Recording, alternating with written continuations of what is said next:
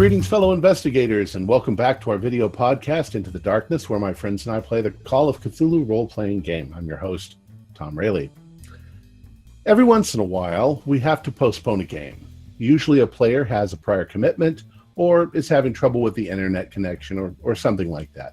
In any case, we try to fill those voids with what we call one-shots or short games. Tyler Hudak has graciously offered to pull one of those from his shelf and run it for us. This will be a Delta Green scenario entitled Recovery Mission DG4523. It was written by Tyler, and he will be the GM. This is episode 1, and it may go for a second episode depending on how we play it. All right, GM is ready. The players are ready. Let's begin our journey into the darkness. Tyler? Excellent. So why don't we, just so we all know who everybody is, we'll go through, introduce your character, maybe like 1 or 2 sentences about who they are, and how you get notified that you're going to a night at the opera. Tom, we'll start with you. Well, my name, at least my code name, is Ty Pierce. My speciality is I read people very well. I'm very good at persuading people. I was simply at home and the phone rang and I got a phone call that said, Mr. Pierce, you have a night at the opera this evening. Basically the usual way.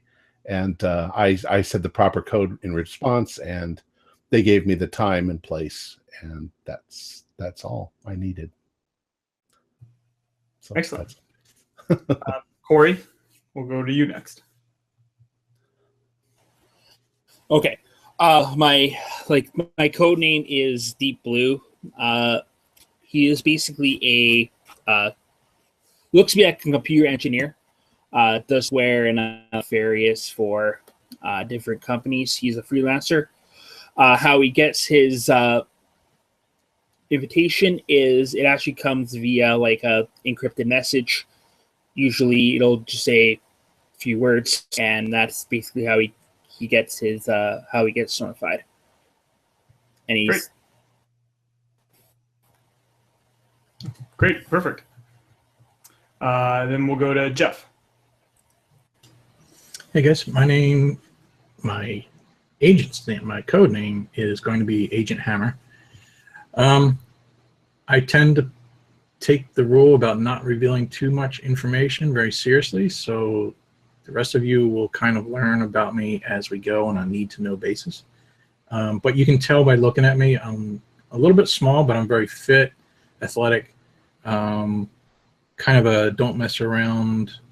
Clearly, I've got a look of either police or military background, and I figure I was on my day job, and all of a sudden I got a text, and it had it's from Johnny's Pizza, but it had a green Delta Green symbol in it. And as soon as I saw that, I went to my superiors and I requested a week off, and I'm just waiting for further information.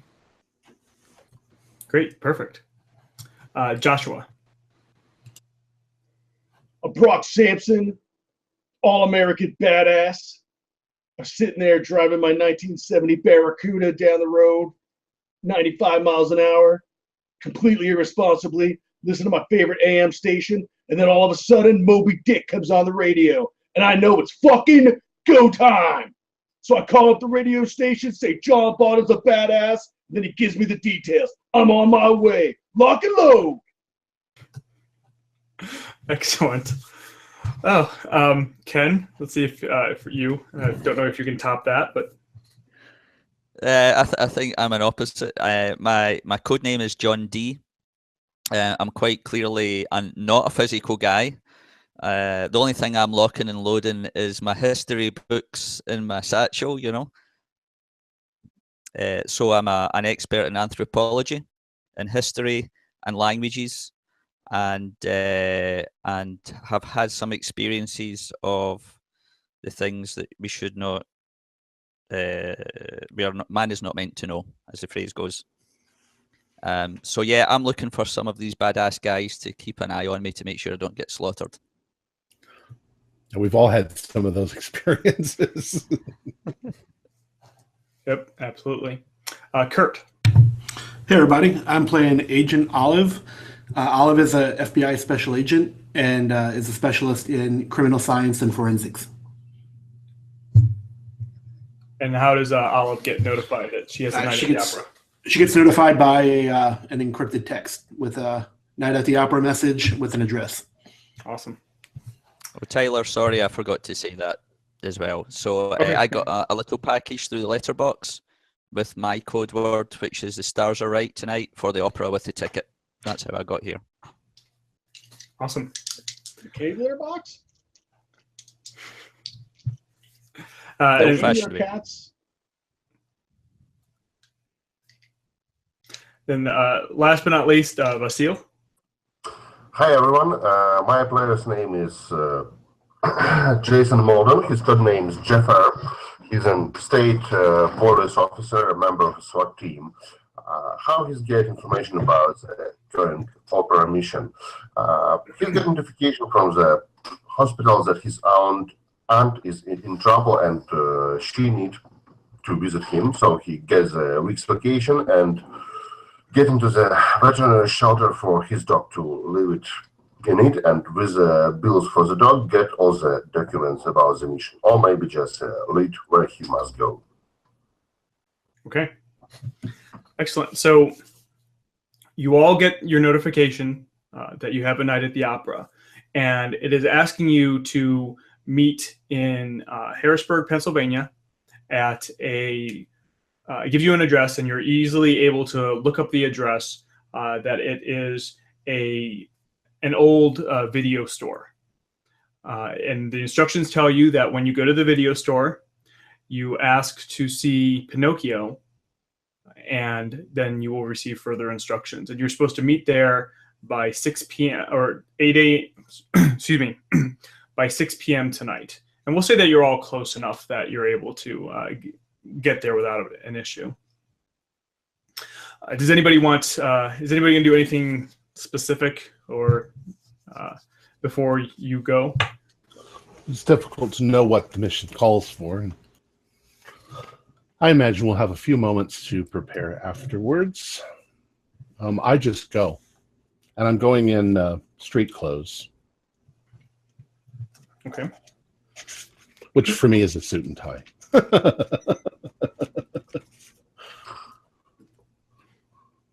I get my go bag together, and before I get there, I drop it off someplace where I think it will be safe in case I've got to backtrack to pick my shit up. Like things go south. Like I'm going in there locked and loaded, but just in case I lose everything somehow, I can get back to this point, re-rally, and mount a defense. I'll do something similar to that. I'll have a go bag. I'll just throw it in the back of my trunk. Tyler, did you give us a time period? I think you. It's modern day. Yeah. 2014, That's what I said. 2014. 2014. Yeah, likewise, keep a go bag in the trunk of a rental. Okay. Yes, go back to and the rental car. So I imagine we all kind of arrive around the same time.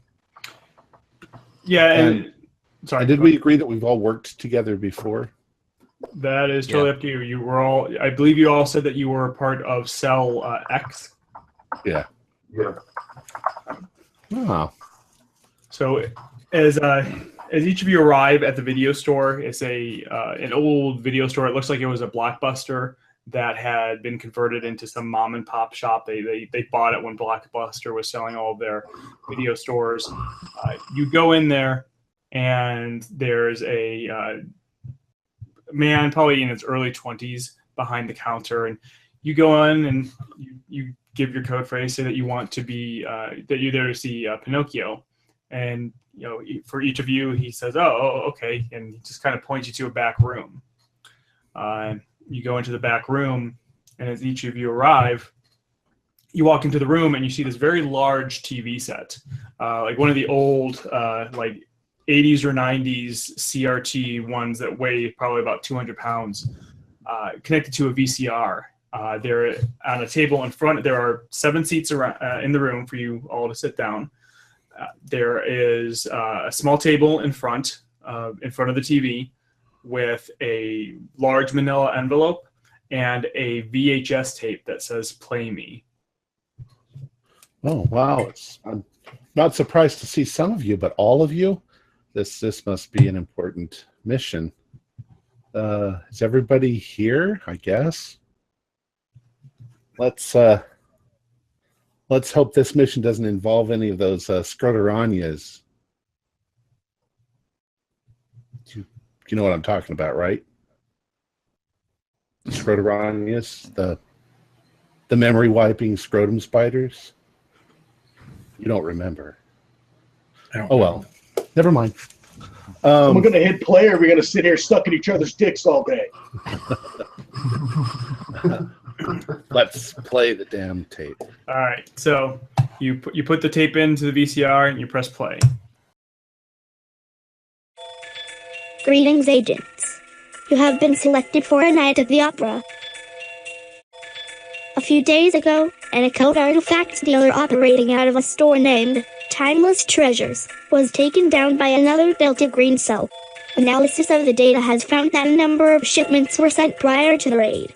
One shipment is going to a P.O. box in a city near you. Your task is to retrieve this artifact through any means necessary. The artifact is a Russian icon. This is a polished piece of wood, measuring approximately 9 inches by 1 foot, with a picture on it. It is unknown what the picture is of. History surrounding the icon states it can be used to contact the spirit of Rasputin, the famed Russian mystic. It is unknown if these claims are legitimate. The postal recipient of the icon is John Smith, P.O. Box 483 in Half Moon, New York. Payment for the artifact was made through an anonymous online payment system that is untraceable. On the table in front of you are United States Postal Inspector identification badges. As always, you should maintain a low profile. Delta Green will not provide any assistance if you are caught or draw unwanted attention to yourself.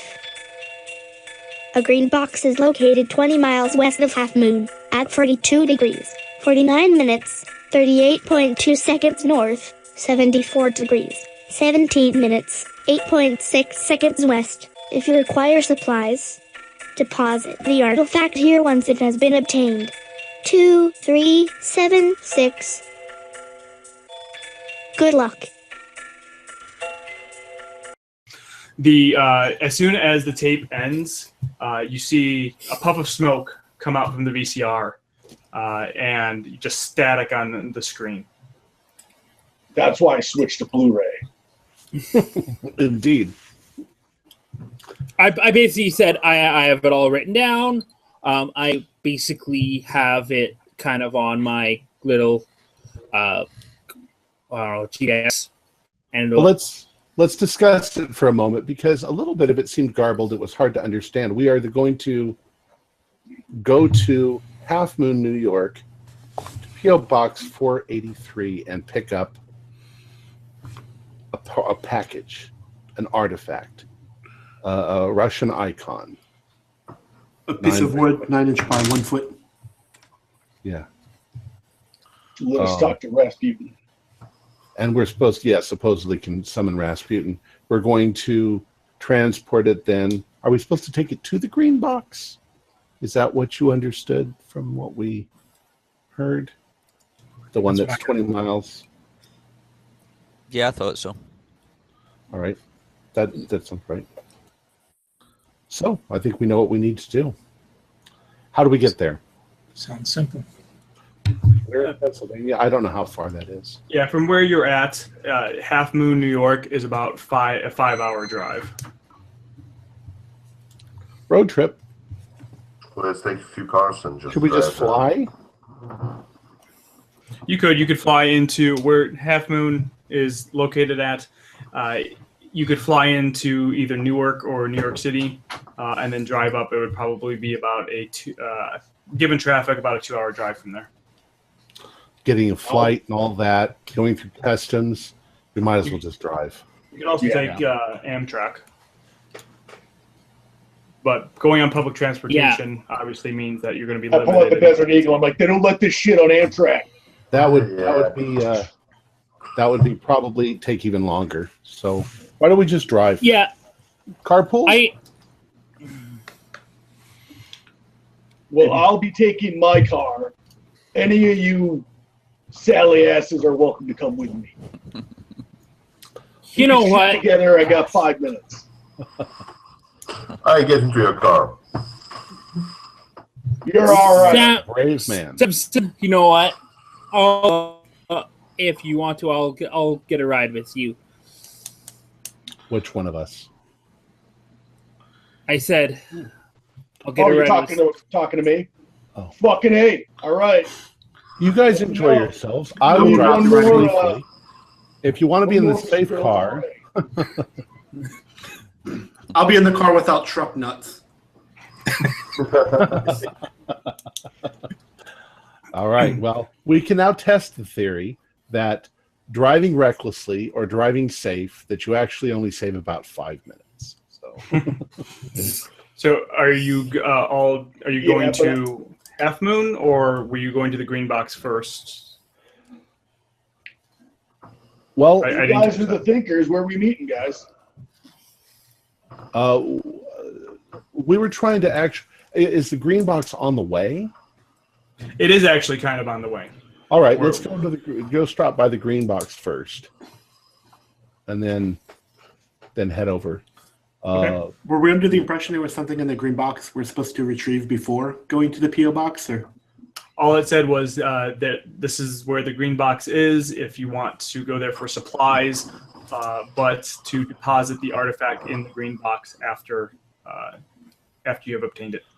Well, we're supposed to be postal workers, and I don't actually know the answer to this. Would a postal officer carry a gun?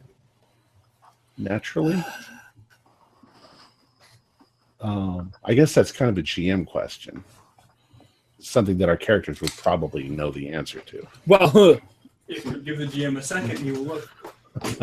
I don't think the postal office has had a lot of good press when it comes to guns.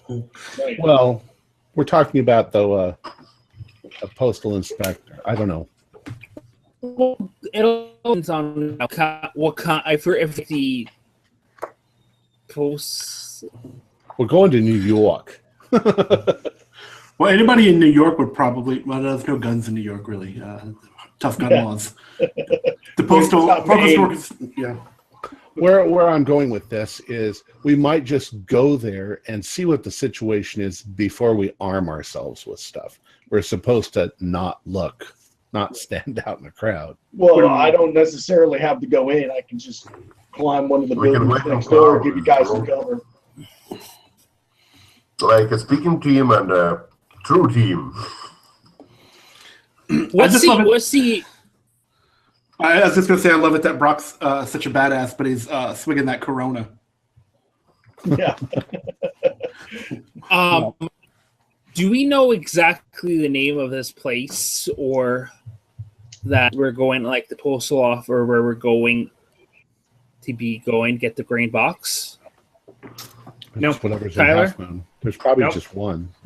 You just know the that it was the P.O. box in Half Moon, and that it was the package was addressed to John Smith, which I'm not even going to make anybody roll. You automatically assume that that's an alias.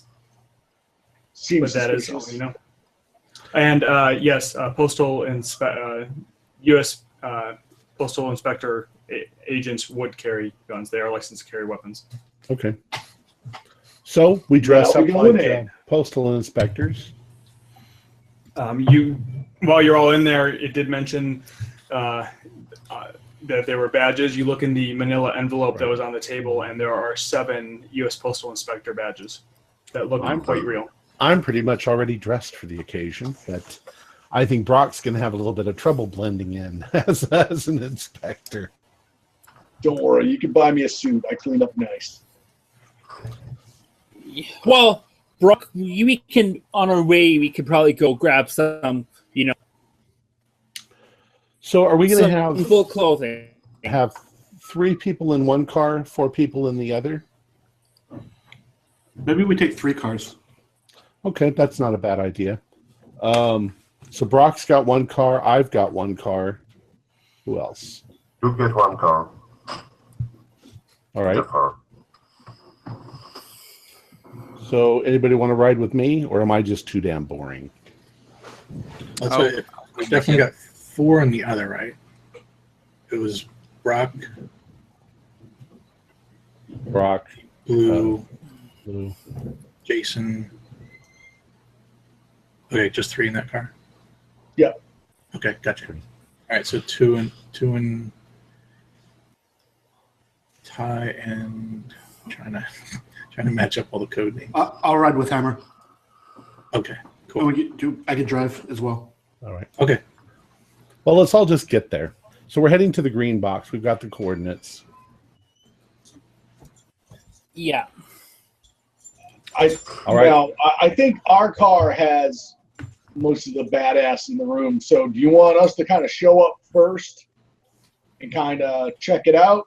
5 minutes. And then give you like a heads up, or Just get there and wait for us. all right. What time of day is it, Tyler? Okay, I'm back. I'm sorry. What time of day is it?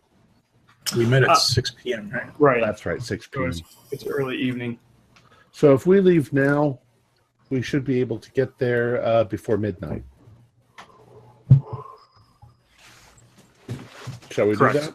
Well, the post office, is it going to be a 24-hour open? I don't know how post No, office we can get there and we can get our headquarters established and we get what we need from the green box and secure a hotel in Half Moon, and then start first thing in the morning. I think we should visit some kind of market to get a better suit, because my clothes is mostly for... We can do that on the way out. It's only 6 o'clock. I'm sure that Bergstrom's or something is open. I don't know what the name of the store is. Yeah, some store just to get a regular clothes. All right. So can we say then that on the way there, we get whatever we need, clothes, disguises, and we head towards the green box, which you tell us we'll probably get there in 4 hours, maybe. More like 5. All right. So with you stopping on the way, yeah, you're able to stop at, there are loads of stores between where you are to where you're going, so it's not a problem to stop and get the appropriate clothing that you want or any other mundane supplies.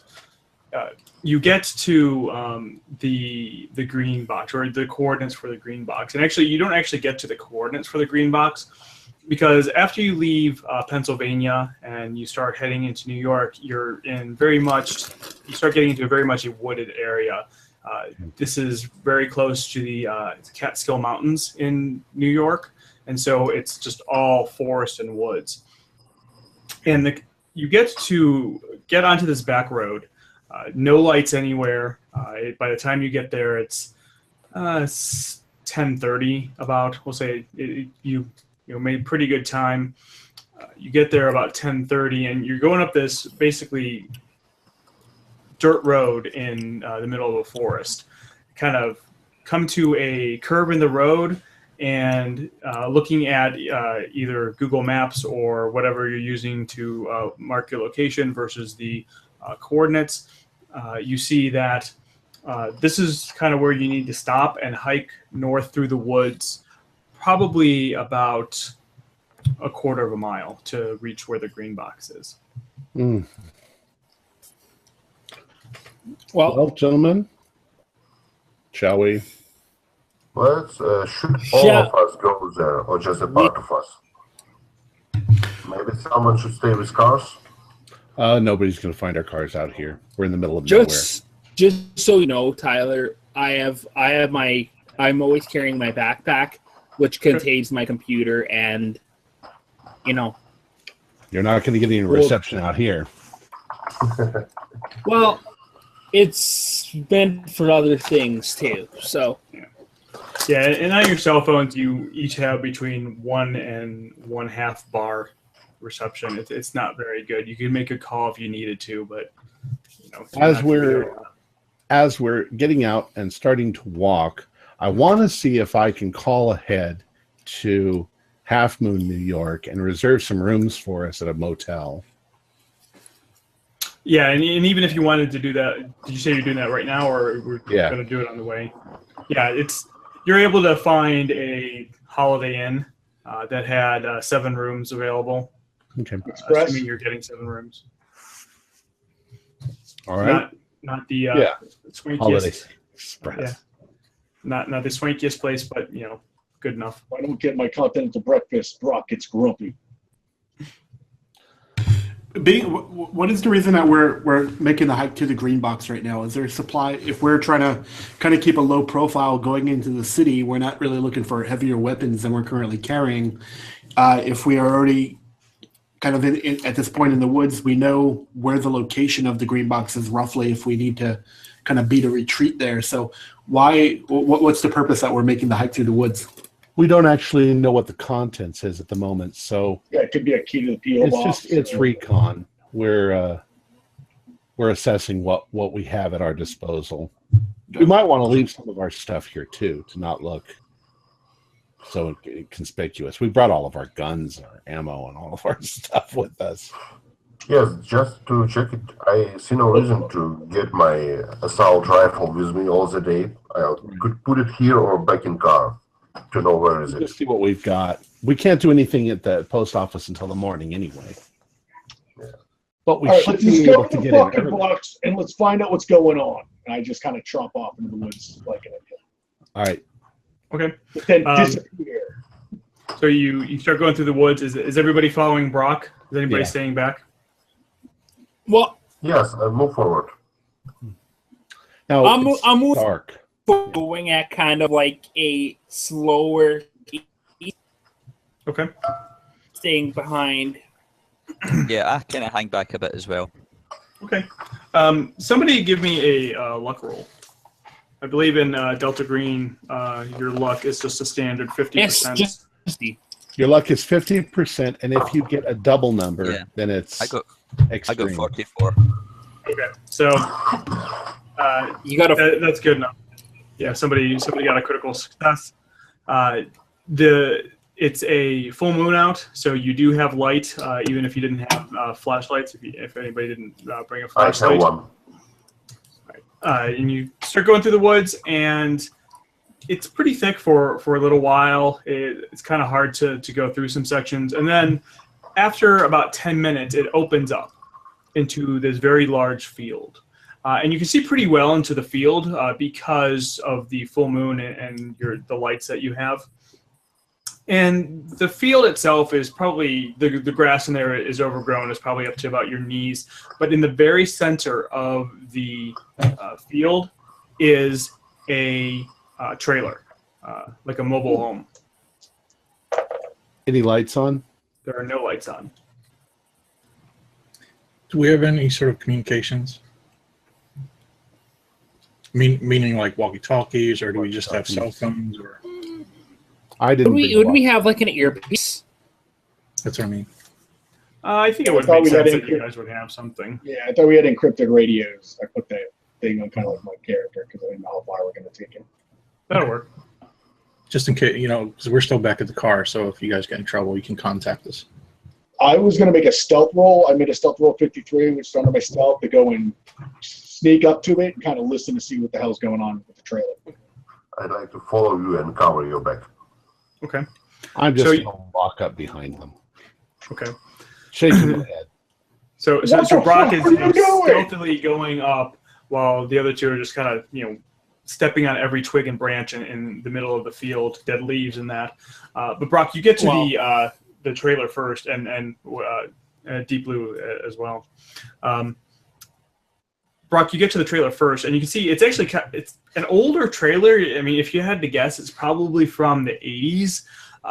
But the odd thing on it is, and it looks old. The paint job's old. The windows are old. There's, the screens in the windows have holes in them, although all of the windows have the shades pulled from the inside. Except on the door to the trailer, there is a electronic keypad. That's exactly what I see. The electronic keypad. I have my computer. Is there I could be a plug-in, and I plug in and I go, calm down there, Deep Blue, and I punch in the code that we received earlier. Or I tell them the code. 2376. Yeah. Yeah. All right. So as Deep Blue is starting to plug into some interface in there, Brock, you and Agent Ty, you tell him, hold on. You type in the code 2376. There was like a red light on the keypad, switches to green, and the door just kind of pops open a little bit. As it pops open, everybody give me I want to say it's alertness. Yeah, is that correct? That's my jam. Alertness. I got a Yes, pass. 25 out of 80. I failed. I think I got a critical success. All right, Deep Blue, your eyes are just aren't used to the darkness inside because you're staring at your screen. But the rest of you, as the door opens, you can kind of see where the lock is. On the other side of the lock is a nice big chunk of C4. Uh-oh. Just standard disarming. I could try to disarm it, but you see, it's always possibilities blow up during the process. No, I don't think that it's going to go off, though, unless we type in the wrong code, which we haven't.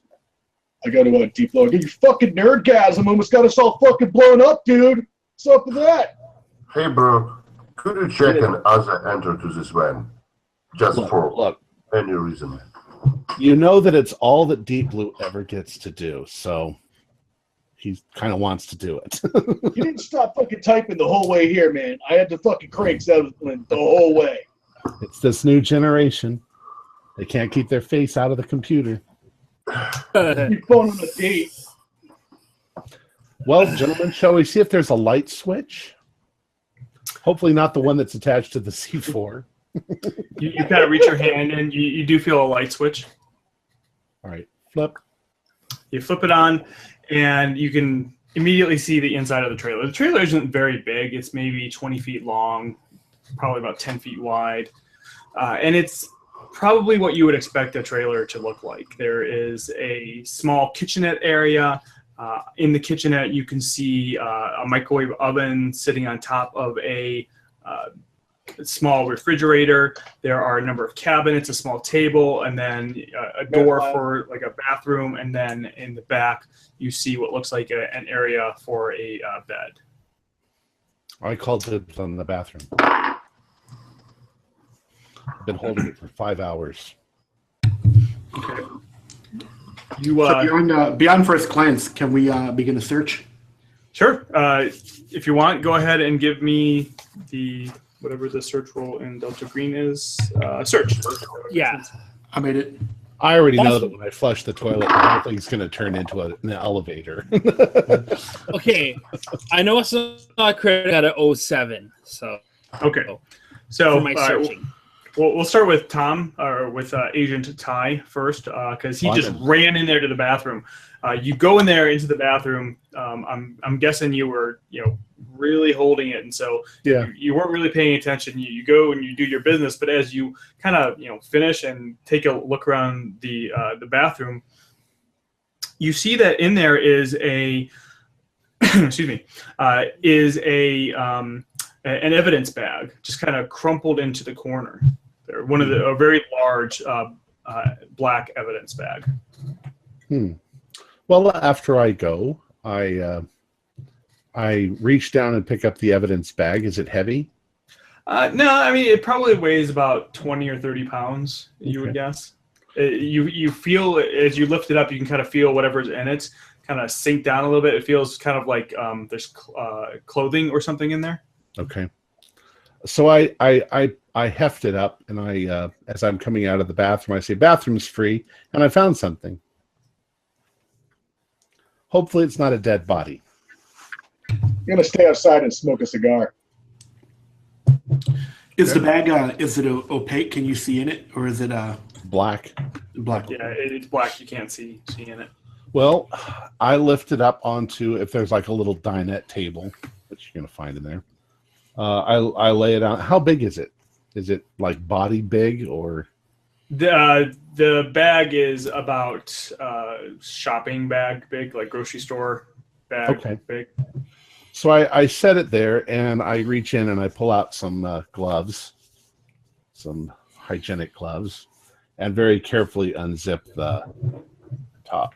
You unzip the top, and everybody around you, including yourself, are hit by the smell of like fetid old water. Oh. And you look in, and you can see that it looks like there's a wetsuit inside. Somebody didn't clean their wetsuit afterwards. Anything other than the wetsuit? Now, are you gonna like feel around in there? Well, I'm going to open it up more, and yeah, I'm going to sort of open it, but I've got gloves on, so yeah, I'll fiddle around a little bit.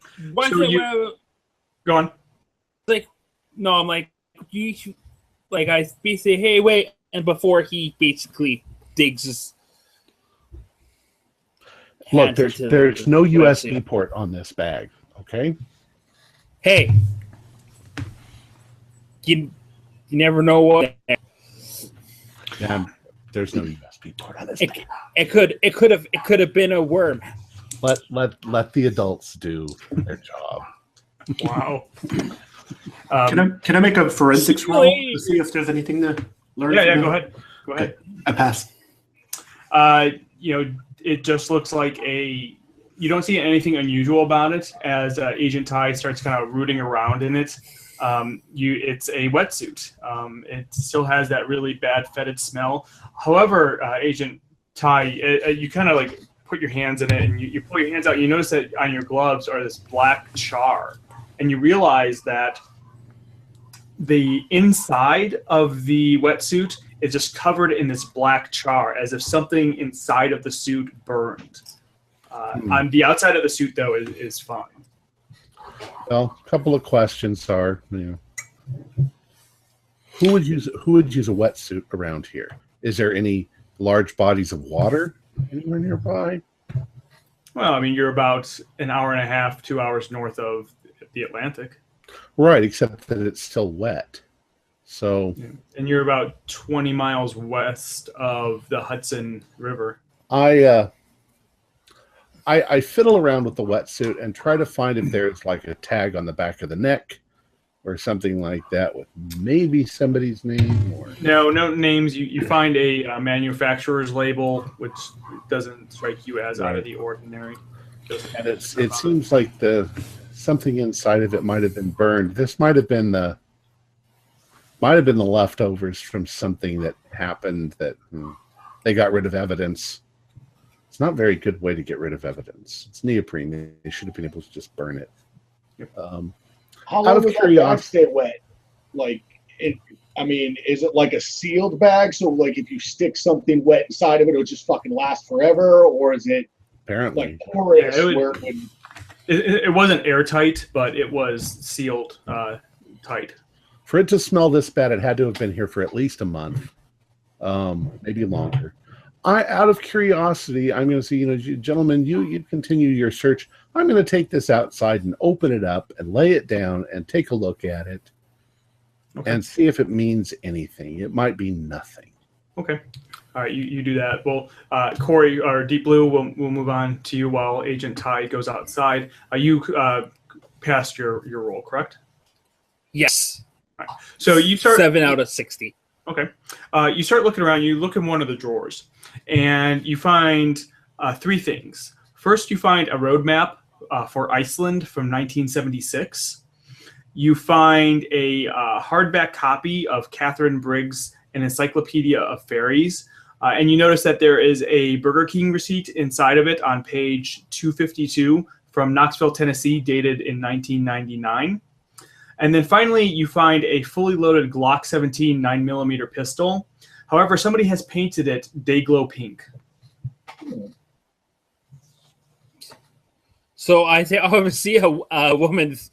This is obviously a woman's gun, and I'm like, You think all this women is use really pink guns? weird. You'll be surprised, actually. But I think that's weird. Take this, like, received in 1990, and just weird. And books on fairies, that's also really strange. All of you back at the car, because of the comms, you can hear all this too, so feel free to, chime in as well. Okay, well, with the kind of book retrieval, I'm kind of interested in that side of things, so I'll maybe meander up to the camper van or whatever and check that out. It'll take you about 10 minutes to walk there. Yeah. And then, so then Agent Hammer, you made your success as well, correct? Yes, 21. All right, so you start looking around. You actually open up the refrigerator, and it wasn't plugged in, so you get hit with this just disgusting, moldy smell. And you see that there are just a number of, like, Hungry Man ready meals in there, a bag of curly fries that have long expired from not being refrigerated. But you also see a green thermos that's duct taped shut, wrapped in plastic, and marked with a biohazard label. On the thermos itself, somebody has written "Do not touch." I don't need to be told twice for that, so I'm just going to leave that one alone. Okay. Outside, Agent Ty, you're standing next to Brock as you lay out this wetsuit. The wetsuit is for an adult. You would guess that it was probably for an adult male, probably like a medium size. Okay. But you don't see anything else. There's no evidence of charring on the outside, just on the inside. Just on the inside. And as you as you explore it a bit more, you see that it's all over the inside, not just in one or two places. Like a solid layer. Sorry, what did Brock say? I missed that. I was just going to wise ass. I said, are these your new digs? Is it your underwater suit? We found it inside. What's that? Yeah, what's that cigar that you're smoking? Acid. Want one? What brand? What brand? Acid. It's nasty. It smells worse than the inside of the trailer. You should go in there and see. I blow a smoke ring in the trash. Well, yeah, and the trailer has a very dusty, stale smell to it. Like people haven't been in here for at least weeks, if not longer. I think that I am going to take the wetsuit, roll it up neatly, put it back in the evidence bag, and put it right back where I found it. Okay. I don't know why it's there. I don't know what it means, but it's obviously a green box. So. And by this time, Jafar kind of strolls into the field, walks up to everybody, and is at the trailer. Yes, I just keep on looking on the sides of trailer to avoid someone will find out us or to see some kind of movement, like in default cover actions. Go ahead and roll alertness.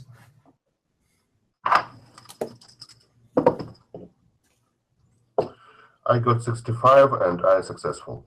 Okay. Yeah, you don't see anything out of place or unusual or something that would kind of make you suspicious. Everything looks normal. Okay, good. So I've walked back in and I've gone back into the bathroom and just put it right back where it was. Okay. And so has everybody seen a green box this big of a shithole before, or is this just new to me? Yeah, there was a mission I was on where the green box was a church, big church, abandoned, of course. But we just got to find out what we're supposed to look for in here. See what we can find. When I get up there, GM, I just want to check out this book that was found. This kind of folklore book, and have a look. Yeah, I mean, you look at it. It's it was published in 1983. It's just basically a book that's just an encyclopedia of just different types of fairies, all listed in alphabetical order. If you've ever seen, is it like kind of childlike book, or is it more about? No, it's if you had to guess, it was probably bought at a like in the occult or supernatural or new age section of some bookstore. Mm-hmm.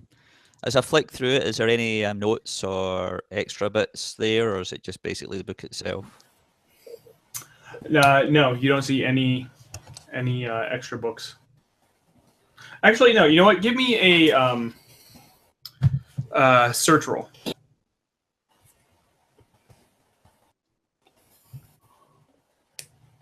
No. Nope. Yeah, I mean, it's a good 200 pages probably, and you're flipping through it. You don't see anything just by that. I mean, if you want to go page by page by page, you can, but it's going to take you probably at least an hour. Is he looking at the same book I am right now? Yeah. That I had? Yeah, I just stole it off you. Could I do a search roll too? Sure. You two are like sitting on each other's lap reading the same book. Oh. That's well, no, it would be more like, oh, wait. But this is more important kind of thing. But just give me a second. I fail. Apparently, we're both really... Yeah. Dumb. Not dumb, like... It's just a book. I'm going to take a look around the grounds, like the immediate area, see if there is anything noticeable, a scuffle or anything like that. Sure, give me an alertness roll. All right, critical. No, what if I get less than half? So I got 35. That's just a success. It's only a critical success if you get 0, 1, or you roll doubles and it's a success. Oh, okay. I believe. Yeah, but you made a success? Yes. You start kind of wandering around, and other than the tracks that you all made through the field, and you know where you came from, you don't see anything to indicate that anybody else has been here. None of the grass is matted down. Looking around, you don't see anything of a signs of a struggle. I mean, you're even looking underneath the trailer, and it just looks like it's a trailer in the middle of a field that has kind of been used as a green box. And if I had to guess the last time somebody was here by, say, they go through the grass, or if that's even possible, I don't know if I'm making a weeks at least. Weeks at least, okay. Yeah. Has anyone searched the bedroom yet? Mm-hmm. Yeah, as you guys were, searching all over the place, the bedroom was fairly dusty, but there was nothing else in there. I'll also tell everyone to be on the lookout for more pink paint, because according to Agent Deep Blue, women have to paint their guns pink. Well, I know I didn't say I said a woman probably owned the gun.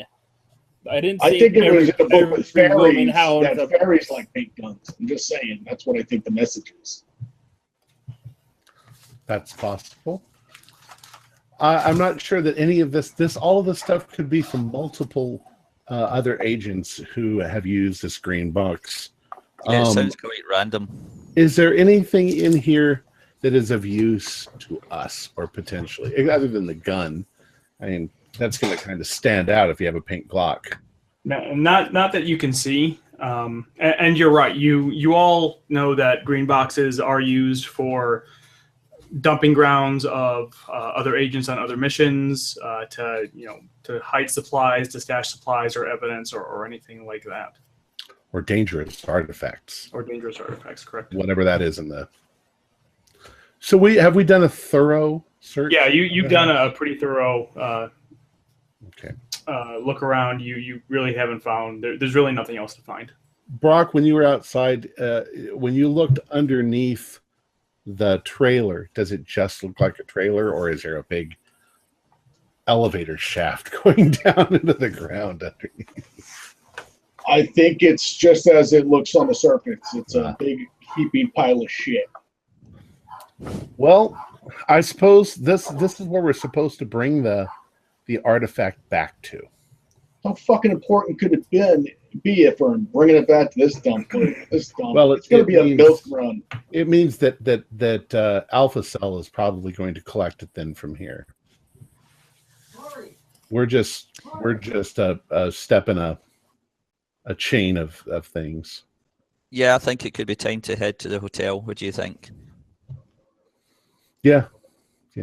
Anybody up for a strip club? We're supposed to be maintaining anonymity. Dude, how do you think you blend into a shithole like this? You go to the strip club just like everybody else. Yeah, well, enjoy yourself. All right, so you have all been there for about an hour or so. You go to head back to the cars, drive to the hotel, and you get to the hotel about midnight. Check in without a problem. As you were driving into Half Moon, New York, you see that it's right on the Hudson River, and as you drive in, you can see that it looks it probably is a town that has a lot of like manufacturing, because you see a couple factories along the river. And in addition to that, it seems like a fairly smaller town with a McDonald's and Taco Bell and a couple apartment buildings and just the normal stores that you would expect to see. You all go to the hotel. Brock, you saw on the way in that there was a strip club about 15 miles outside of town if you want to head to that. But if nobody wants to do anything specific, the night passes pretty uneventful. Brock's gonna have a field day when he gets here to the hotel because there's a pool outside. There is. You go swimming. All right, I'm going to all the strip clubs in the area if you guys are interested. I'm going to Double Vision. That's the one with 10 beautiful women and 2 really ugly ones.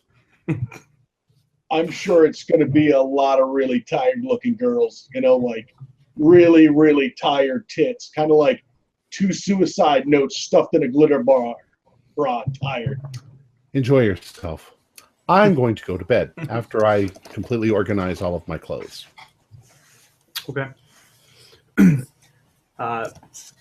Is anybody going to do anything else, or is everybody just kind of going to bed as well? I'm probably just going to bed. Okay. I try to egg Deep Blue to come to the strip club. Come on, dude. We'll totally get you laid, son. You love it. The time of your life. Oh, I'm pretty sure, but. All right. I'm living at a hand job at a Denny's parking lot, man. You haven't lived. He's got the internet. Hey. There's this new site called Pornhub. So Olive would call her daughter. I get my porn out of magazines. All right. So the night passes pretty uneventful. Brock, you stroll in at whatever time you stroll in, or maybe you stroll in at about 8 a.m. When everybody is hitting or whatever time everybody's getting up to get the continental breakfast. It's totally up to you. I kind of want to question the strippers about Half Moon as a town and stuff like that. Yeah, go ahead. That actually makes pretty good sense, actually. Sorry, I'm looking at the skills because I'm not completely familiar with them from Delta Green. So I just want to make sure I'm telling you guys to roll the right skill. Give me a... Do they have a fast talk roll? No. Give me a charisma roll. There's charisma. That's straight 20. No, do the ×5 value and just Okay. roll the percentile for that one. I got a 3, so I fucking killed it, dude. Yeah, so Killed it. This, Strippers love me. yeah, there's two strippers, Bambi and Thumper. They come up to you and are doing their thing. You're giving them 5s instead of 1s, and you start talking to them. What do you want to ask them? Just about Half Moon in general. What's about anything about the town? Kind of the general information. Any weird shit ever go down here? Do they know anybody who works at the post office eventually? They don't know anybody at the post office, and they say it's a really boring town. That nothing ever. They're like nothing ever happens here. That's why we come work here, because there's actually excitement. Every once in a while. Last week we had a pig roast out here. It was actually pretty cool. But it's a small town. You get the feeling that you get the feeling that they are sorry. The town has kind of gone into a little bit of a recession. Bambi says, "Yeah, there was this factory that closed down. A lot of people got laid off. The bartender back there, he was there, but that's pretty much what you get from it. It's almost like you get a kind of that it's a very small town. It essentially is what you're getting." Yeah. Any power players in this town? Who's the guys you need to know in this place? Like, oh well, there's, I guess there are some people who the people who own the factories that are around. I guess they're kind of rich. Their sons come in here every once in a while. They tip pretty well. But other than that, we're usually stuck here. We get a lot of truckers. Are you a trucker? You kind of have that physique on you. Baby, I'm paying. I ask the questions unless it's what do you want to get me for a drink. What about this timeless place, man? I heard there's some shit went down there, huh? So I don't know what you mean, timeless? Timeless antiques. That'd be in the paper, right? I've read about that. No, not that I know of. I've never heard of a place like that around here. Interesting. All right, and not the meta. What was the name of the name that she gave me of people who are relatively powerful in the town? The mic just kind of shat for a second. Yeah, the Smiths. The Smiths. No, yeah. I don't know. It's not a cover. The not relevant to the stories. Not relevant to the stories? Okay, sorry. I didn't know if I was doing this. No, I'm just not good at making up things on top of my head. No, that's fine. That's fine. Yeah, I'm sure there's questions I'm missing, but I enjoy these lovely ladies' company for a while and then kind of roll in for the Continental. Okay.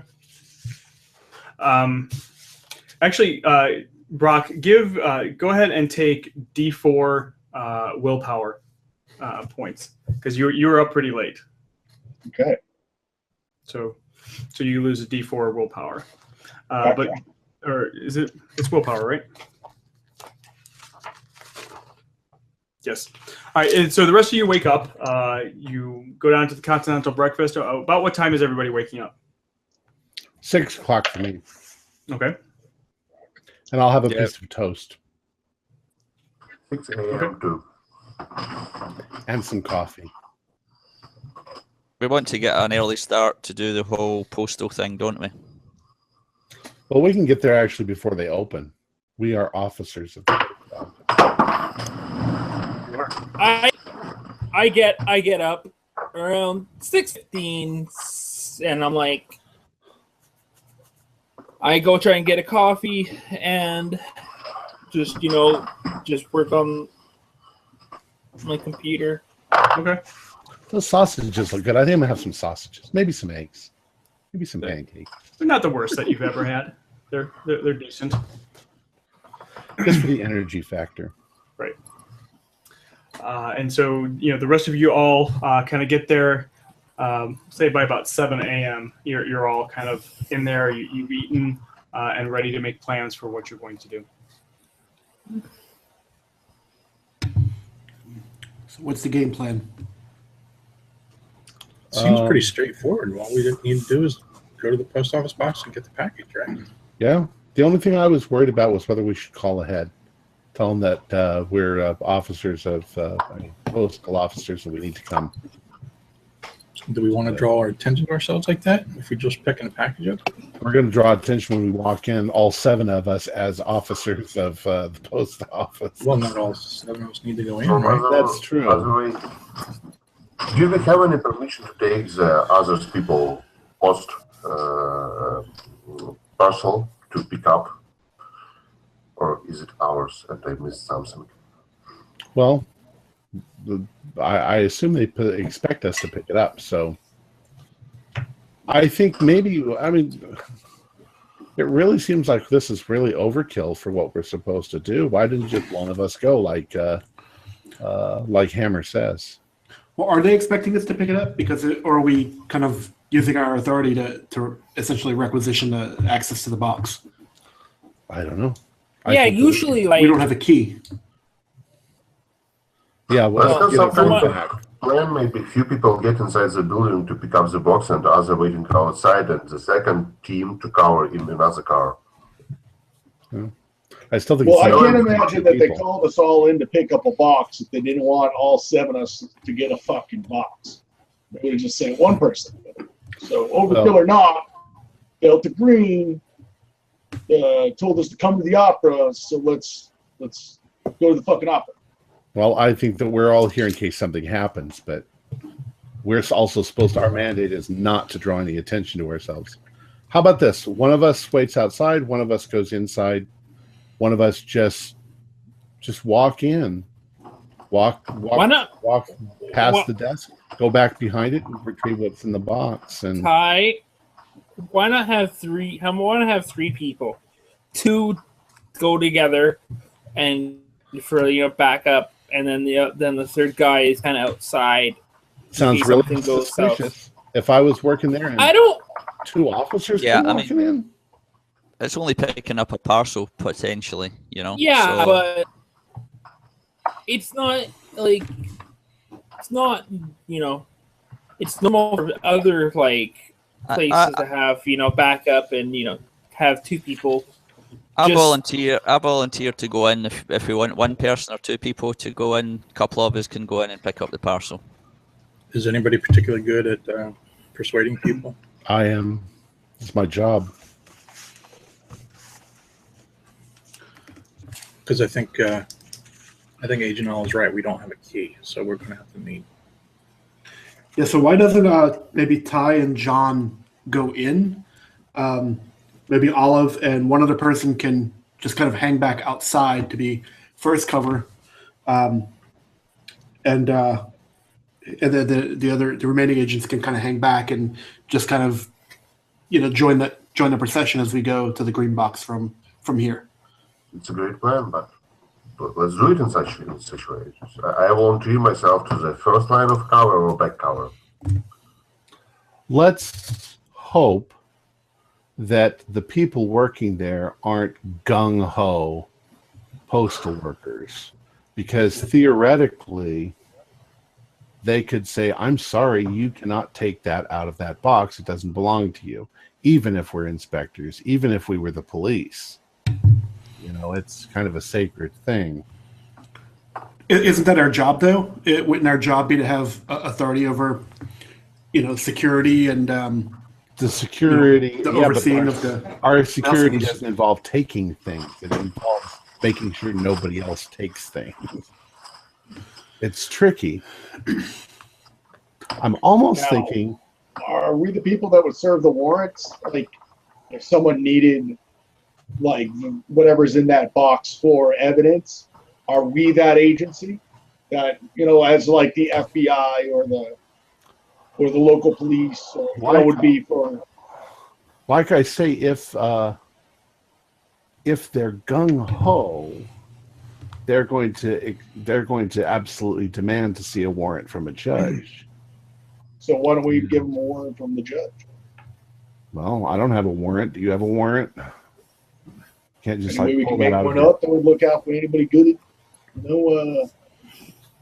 Got a contact to be able to do that type of stuff. Well, I don't have that kind of skill. Do any of you have forgery? No. So No, but no. What about, I don't think it'd be that hard to. maybe Deep Blue. Maybe you could download something off the internet and make it look. It's not like they're gonna. Once again, if they're not gung ho, if they're just employees working there, we're gonna have no trouble at all. I agree, but if they're not, we should be prepared. I don't want to have to kill a whole fucking postal. No, we're not gonna service kill any. branch. I don't think I could live with myself. We're not Well, gonna maybe kill I could. anybody. By the way, I get I'll a kill them proposition. all if you want. Maybe Do you know that? I'll see. why you do all the documents, the team 2 or team 3 get into the near the post office to watch on it. Yeah, do you know for sure, like our office's mandate, would we ever work with Homeland Security or No. no? Okay. I'm sure that there are people in Homeland Security that know who we are, but they don't tell anybody either. It's Because if this Are you persuades talking us, Delta Green, or are you talking Delta Green, or are you talking the U.S. Postal Inspector Service? no, the postal Yeah. inspector. It's another federal agency, just like everything else, except that you're assigned to the post office. But I mean, Would it be crazy if we were handling a warrant? I guess that's really the first question. Would that be insane? I'm thinking of a ruse. What if one of us dresses up like a police detective accompanying the postal officer, and the officer just basically says, this man has presented a warrant to us. We need to retrieve something in a box. Ta-da. Ta-da. And it Fucking looks great. legit. And then Deep Blue, you could be on the telephone lines in case they call, confirm Yes. it, and then they'll have two sources of information, both saying we got a warrant, and that prevents me from killing people, and I appreciate that. Alternatively, if nobody's got a police disguise, then we go in as two warrant officers, two postal officers, and say there's concerns about a package, and do the same kind of setup. yeah, any of us could be dressed like a detective, though. Yeah, True. just in your regular clothes. Yeah, all of us would definitely look like a detective. I look like an inspector. So, all right. So, shall Well- we do it that way? Yeah, go for it. All right. Okay. Just in case, Deep Blue, can you have us? Can you print us out something that looks like a warrant? If Deep Blue, if you just Google warrants for postal parcels, that's suspicious. Yeah. I know how to do that. I basically go when I make up get the warrant. Okay. Okay. And so while they're doing this, Jafar is gonna. You said you're gonna kind of go ahead and just kind of to the post office and just kind Yeah, of. little surveillance without entering the post office. Okay. Walk around, see the front exit, back exit, and make all the notes, like the default police officer work. Okay. So you go there while they're all getting all this together, and it's actually not difficult for you to kind of cover the post office or just kind of look at it, because it's not very large at all. The entire building is probably about 30 feet wide and maybe 30 or 40 feet deep. It's a small town, so it's not a very big post office. It doesn't need a very big post office.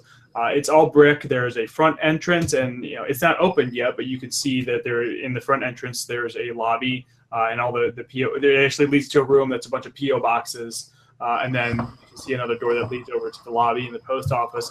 And then in the back there is a large door as well as a kind of like one of those sloping ramps where the big mail trucks can kind of back up into it and just offload everything pretty easily. But it's you get there and you see there was already one car in the driveway. You suspect that it was one of the postal officers who got there, or postal workers who got there early. And then you, after about another 20 minutes, you see another car pull up. It's a man in his early 30s wearing a postal uniform, and he goes in as well. By this time, Deep Blue, you're able to print off a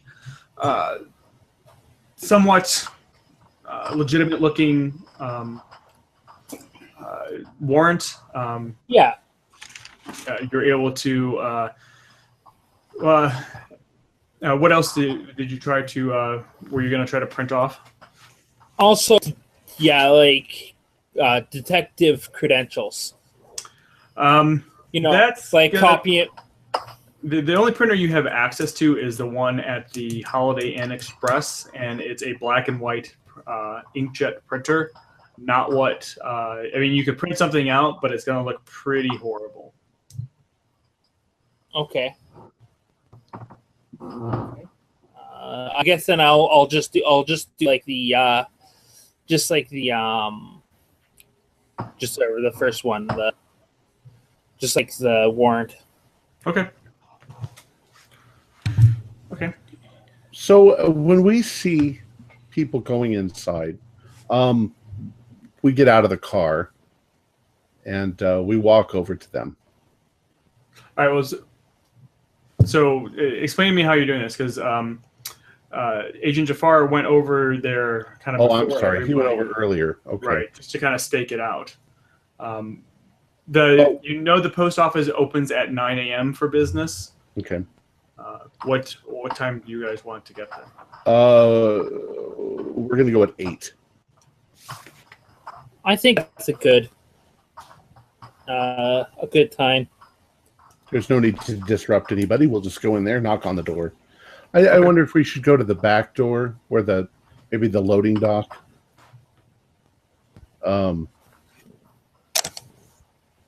Yeah, that would. Because they're not going to be in the front office anyway at this time. They're going to be in the back doing stuff. So I'm going to go to the door on the side where the employees normally go in. Okay. And I'm there with Agent John D. Okay. Knock on the door. Okay. Is it just the two of you going there? It was Kurt wanting to come along? Kurt's character. Where are you coming, Agent? Probably no more than 2, I would think, to go in, just to not overwhelm the staff. I'll do team 3 like you suggested. I'll cover the back. We got 2 people on team 1, 2 people on team 2, right? And the rest on 3, or you want to just split it between the rest on 2 and 3?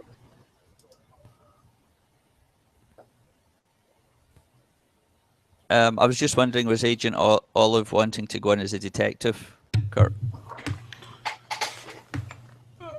Potentially, or John D could be the detective if we don't have a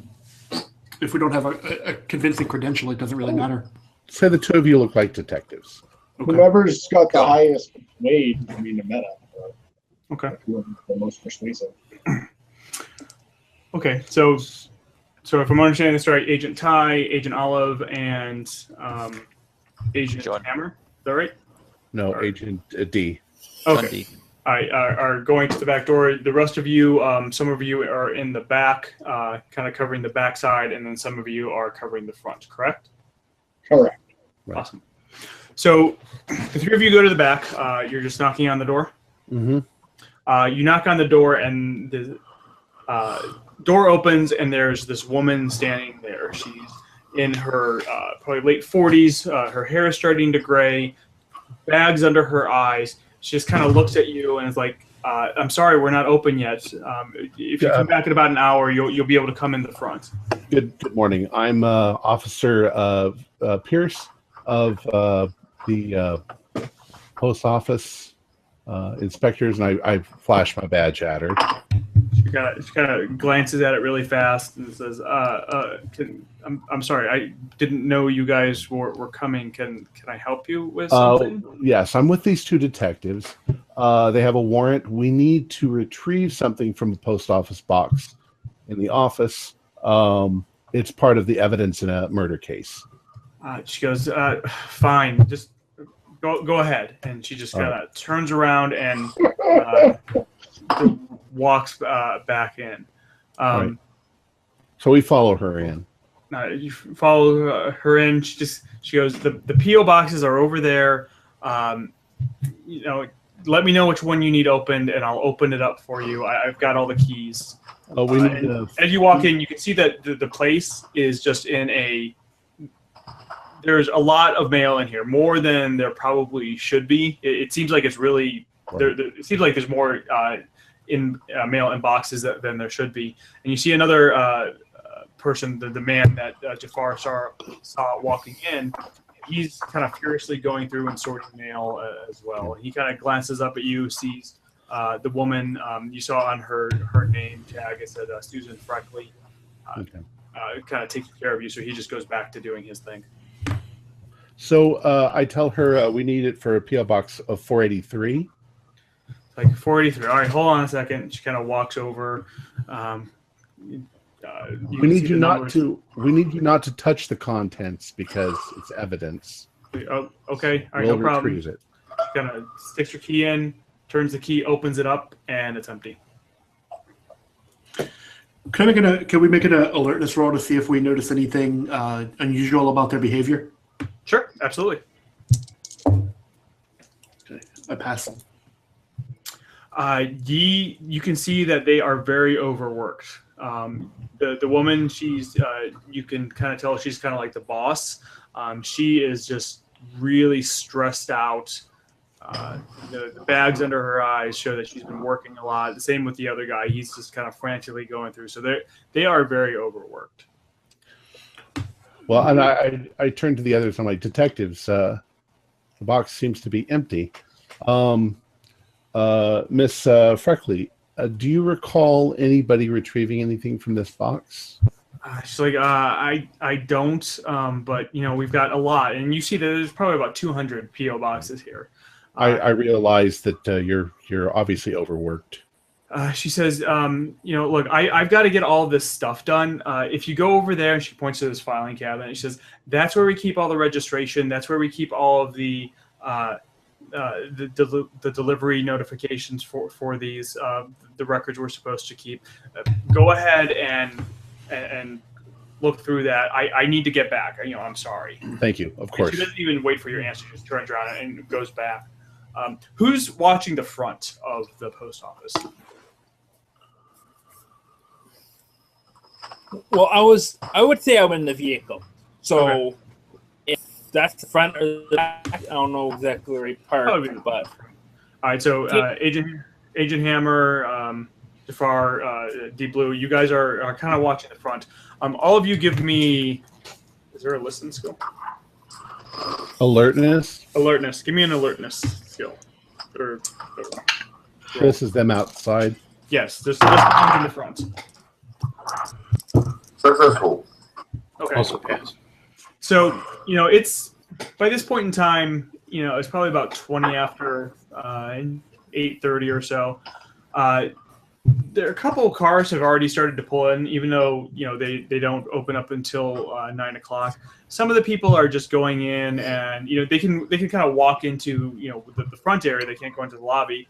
Some people go in there, throw some mail in there, and then leave it and drive off. But you see these two old women kind of get out, and they both drove up separately, and they get out of their car, and they obviously know each other because they're starting to talk in front of the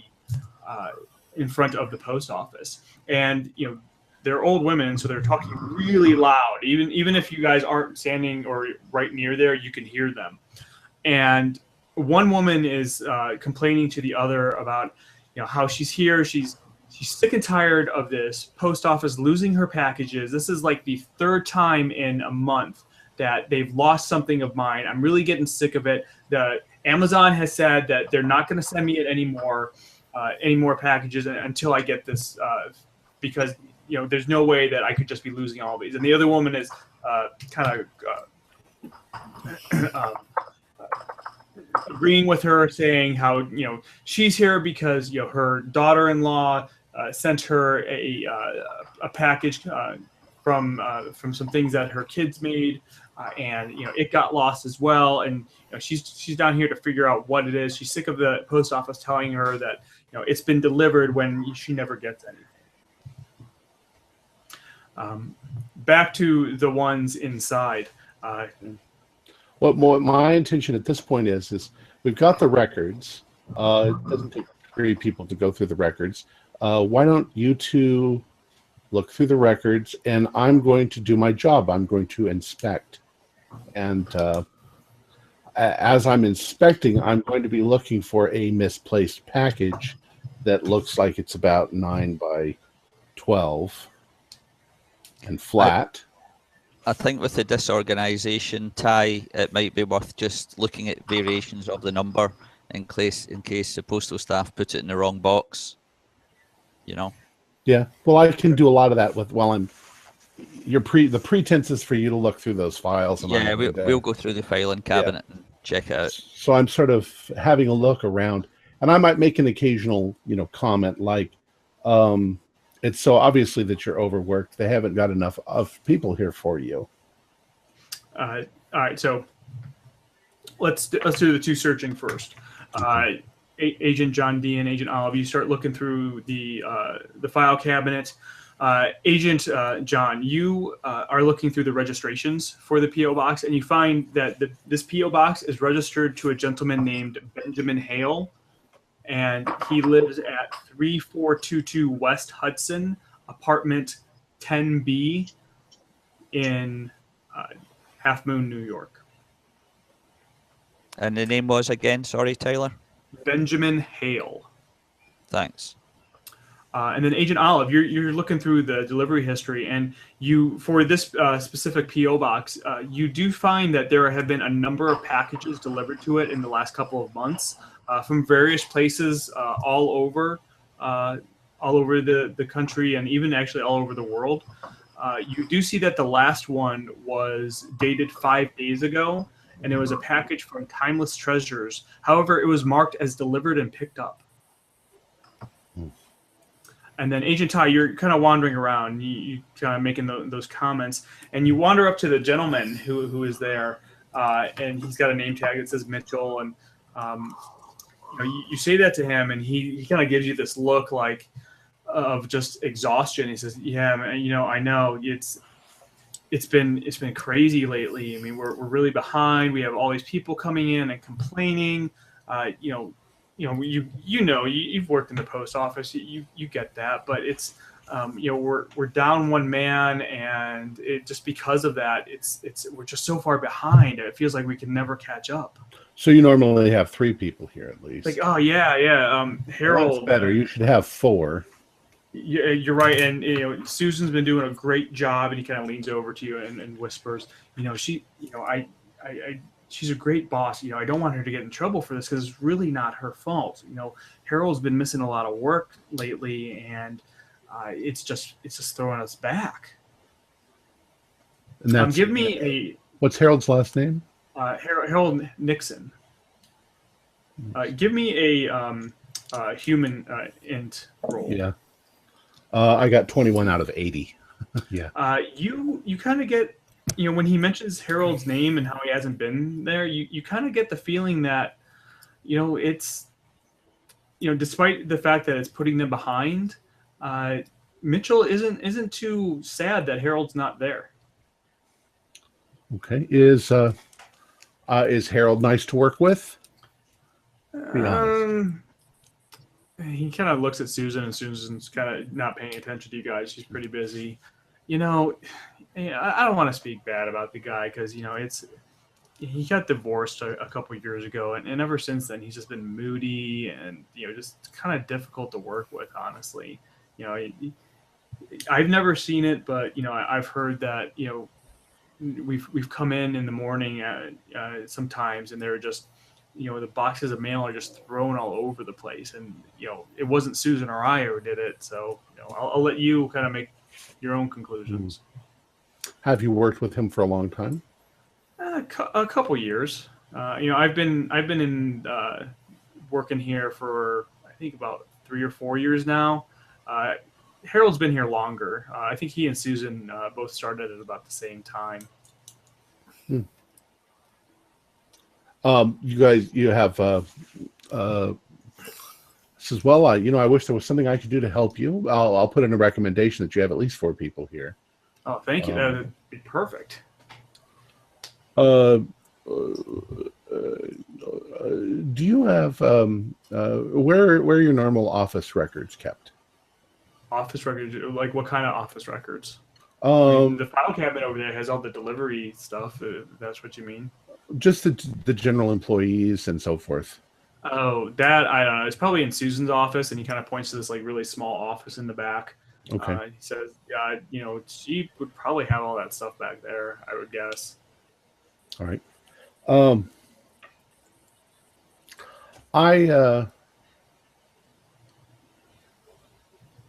Trying to formulate a plan. And remember, you all have comms on, so. Oh, okay. So just to get this straight then. So the P.O. box that it was being shipped to from the Timeless Treasures is Harold's P.O. box? No. And no, okay. It's No, Benjamin Hale. Benjamin Hill. Benjamin Hales. Okay. Harold is is another postal worker. And Harold's just a postal worker who has had a hard run. Yeah, divorce. So does the PO, the thing that Harold, the thing that the PO box got picked up, is that like it's been picked up and it's gone, like, and it's from like, I guess what I was gonna say, could Timeless Center could have been shipped from the Timeless place to the PO box, and does that time frame fit our package? Yes. Okay. Yeah, it was a couple of days ago, so it sounds like it's been picked up from the Timeless Treasures, and it's gone for 2 days, and we've got an address to chase up for Benjamin Hale. As I step away from the employee, and I start heading back towards the others, sort of quietly under my breath, I say, Harold Nixon, we need to find that address. So I'm hoping Deep Blue hears me. Is there a security? Is there CCTV in that post office, or is it too small of an operation? There is actually. Yeah, it would have a small security camera. But would it have behind the back counters here? or in front? Yeah, probably in front. Yeah, it would only be in the front, maybe around the outside, but not in the back where you guys are. If we could line up, like customers coming to check the PO box would still come through the front. If we could line up the timestamp for when the last package was delivered, we've got a delivery and a pickup history for the box. Then we could find out if the picture from Benjamin Hale is the same guy that picks up the box, picks up the package, essentially. Yeah. We could definitely see who came for the package, if it was Hale or someone else. That sounds and good. I can simply explain to them we have to look at the camera footage because what we're looking for is missing. Right. Okay. Deep Blue, did you get that address? Yep. Give me a computer use roll. It's like he's got a Facebook page, dude. I pass. Hale is. Yeah, you easily find Harold's address. It's kind of on the outskirts of you Google it really fast or whatever, and find that it's kind of on the outskirts of town, probably about a 15-minute drive from the post office. I pull up. Picture of Benjamin too? Sorry. I pull up like the satellite photos of it and see exactly if it's a single story, double apartment. It's a house in a neighborhood, a single-story house in a neighborhood. It's on a corner. It's got a couple trees around it, but that's. Is it in nothing Half too Moon? spectacular. Yes. Does Benjamin Hale live in Half Moon? And where is his hidden treasures? Timeless treasures. Timeless treasures. We don't know. Can I imagine a mall kiosk. If they're shipping, it could be anywhere in the world. Yeah, Can I do another computer? See if I can, quickly see if I can find. Sure. Yeah, sorry. I thought Timeless Treasures was in that town. That's what kind of threw me with the strippers. Well, apparently it is not on the internet.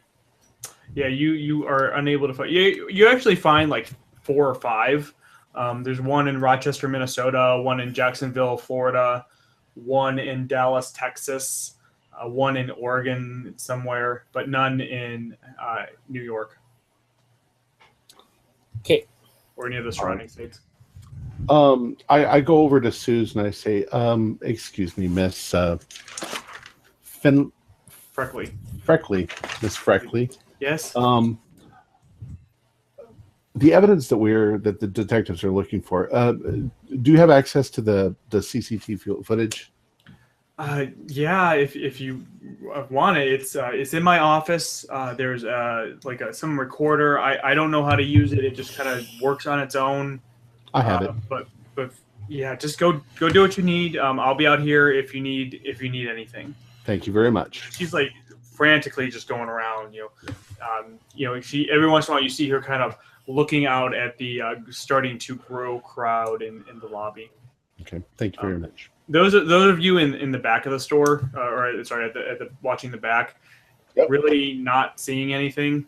There's really no activity there, and even the ones at the front, you just see, there's probably about between 8 or 10 people kind of in the lobby now, waiting to get in. As we go to scrub the camera footage, maybe Deep Blue, can you pull up a DMV picture of Benjamin Hale so we can match it to the person that we find picking up the package? This, Thank you, sir. well, this is probably I could easily do that. Well, let's see if you're successful. I got a 33, so I got a critical success. Yeah. So this was for Benjamin Hale, right? Yes. Yeah. You find just a ton of social media accounts related to this guy, and he's a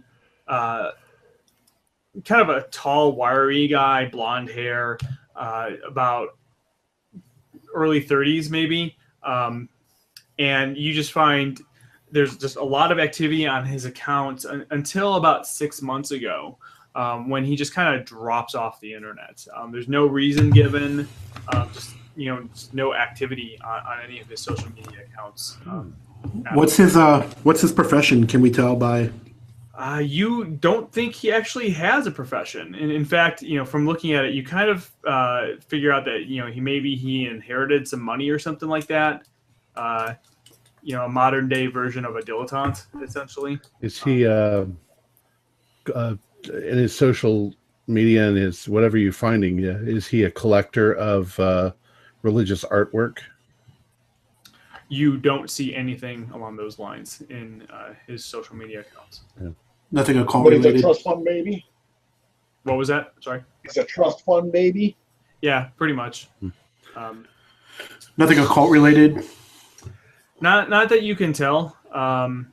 Actually, Deep Blue, go ahead and give me another computer use roll. Okay. Oh yeah. Okay. I got a 20. Okay. It's going to take you another 15 minutes or so to kind of dig all of this up, because you have to kind of correlate his user IDs and figure out what who he is on all the various forums. But eventually you do find a couple postings that are a couple years old on some occult or supernatural forums, where he's kind of it seems like he at that point in time, and again this was a couple years ago, he's kind of asking a lot of questions which seem kind of newbie-ish, just kind of basic questions, hunting around for information. Some people are even kind of poking fun at him, telling him to go look on Wikipedia for the answers. But after that, he kind of drops off those. Even you don't see any postings on any of those for at least a year. But while that's going on, The three agents inside are going. You go into the office to start looking at the camera footage. Yeah. So you start looking at the camera footage, and you go back as far as you can. And unfortunately, there are only 2 days worth of footage there. It kind of re-records over itself. It's like a hard drive on it, and it records 24 hours a day, but it overwrites itself after about 2 days worth. Shit. Security Why these places. You think that the security would be better. While we're in the office, it's an opportunity maybe to look and see if there's an obvious staff records for Harold as well. Well, I was just hoping to find his address, but we got Deep Blue, so True. We can do it. Just see. You do find in one of the desk drawers in Susan's desk are the personnel files, which has Harold's address on it. It's the same one that Corey or Deep Blue found. Yeah, Deep Blue. Nothing unusual at all about salaries or anything weird about his. You do note that there have been a couple of complaints against him by both Mitchell and Susan and a couple other workers who have since transferred out. They are basically complaining about his. It boils down to outbursts by him, close to violent outbursts. That's kind of. He doesn't, officially get written up by them. He gets a lot of warnings. He's a postal worker. Yes, exactly.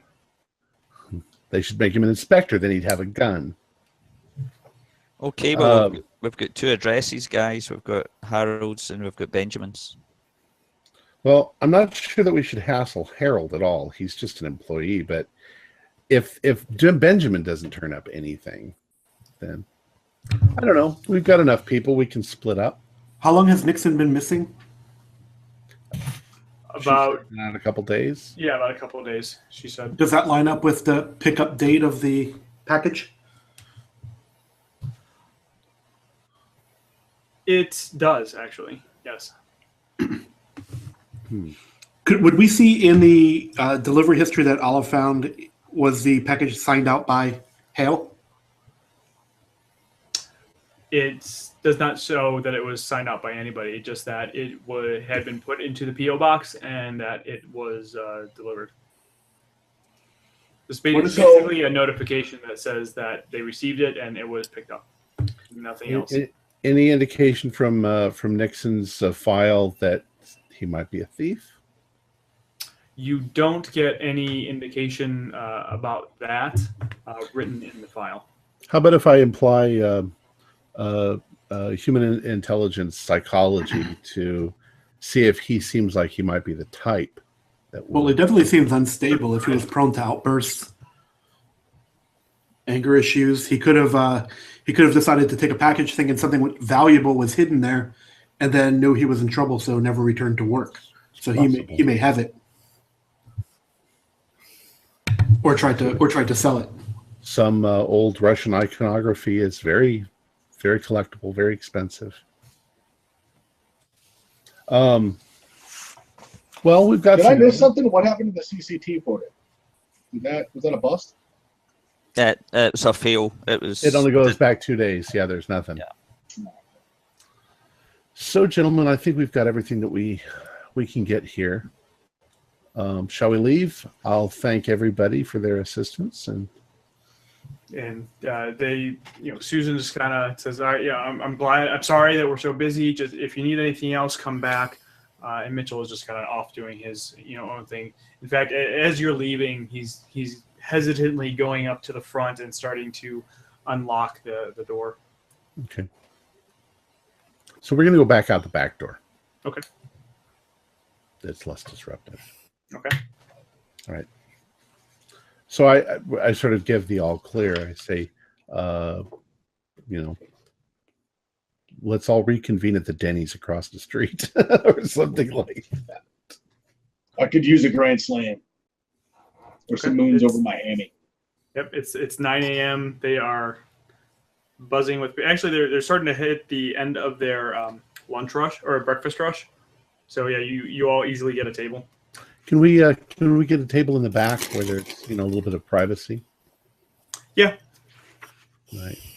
Yeah, the waitress brings over just kind of like a carafe of water for everybody, just kind of split so she doesn't have to pour it all over the place, and brings everybody coffee or whatever you order, and takes all of your orders, and then leaves you alone while she waits for the things to cook. All right, gentlemen, where should we go on this? Definitely check out Mr. Benjamin. Hale? Benjamin Hale. Yeah, we should go to Benny's house and stomp his guts out. If he doesn't tell us where the thing is, I say we go to Harry's house, stomp his guts out, and then I think we'll probably get the end of this milk run. Well, I think at this point we can probably safely split up in the interest of trying to save time. If the artifact is out in the wild before it changes hands or is stolen or sold again, now we're kind of on the clock. So Harry or Ben, who wants to go? Just so you know, I tell you all the information I find. So the website and all that stuff. Yeah, we're all listening all the time. I want to be part of the team on Ben, because if he's got an occult interest, that's my speciality. I'm wondering if it's a good idea if we split up, though. I mean, what happens if some shit goes down with some occult members and, they got a team of 8 and we got 3 guys? Then we deal with it the way we always deal with it. The thing is that you can't have 7 people walk up to your front door and knock. That's crazy. Yeah. Plus, there's more than there's more than enough heavy hitters between us to help to defend ourselves from a couple postal workers. Let's have some military in each team. I'll take Ben. I'm partial to Ben myself. He seems like my kind of guy. Yeah, Well, I think for the record, I'm against splitting up. So, but if that's Hammer, you're Well, always against usually, Yeah, thank you. I'm Thank you, Joe. okay with. I don't usually like splitting up, but we're kind of on the clock here. Blue. So I let say, me ask this: what suspicions do we have that Harold has it? None, So why don't we just go to Benjamin's and get it? because 7 people showing up at Benjamin's is going to look ridiculous. Well, again, like the post office, we don't all have to go up to the front door. Well, also Harold did stop coming to work at the same time the package was evidently picked up. And we have no reason to believe that Benjamin necessarily picked it up. No, it's a bit of a stretch when it comes to Ben. Well, they're both credible leads. Harold. it just seems more efficient splitting up, because otherwise we take twice as long to find out something that might be nothing. yeah, like I said, if this was kind of like a not really urgent, then I would say let's go as one group. Not all go in front of this door, but Blue. But since I think you should stay somewhere central, connected to the internet and everything you need to be connected to, and then you're connected to all of us via our comm links. And so you don't need to go where we're going. You're actually where we both are At the hotel. via this, because we need you to give us information when we ask. What do you think? So, is it possible? Do you got the type of skills you could hack their phones, find out where they're located via their GPS? give me, I can easily do that. You can try. Might be hard Yeah, to you do. can try. Well, like I said, I can try. I'm not usually a hacker, but it shouldn't be that hard to do. Well, I hope. so I'm for Ben. Who else is going to Ben's? Let's go. Yeah, let's do it. Are we going to split up or not? Yes. Yes, let's split up. I'll take Harold. I say no. How long roughly do we got? We don't know that. No, I How mean, long would it take to hack the phones? I think We is need the to first retrieve the question, icon. right? Because if we want to find them, we need to find out where their phones are. You know what I mean? Like going to their house is fine and dandy, but they could have the book on their person and we wasted it. So how long would it take to hack the phones? All I need is just, We don't need to be here while he's hacking the phones. And I agree, but we need to know where we're going. So how long does it take to hack a phone? I don't know. Well, just go. You can change direction when you're in your car. I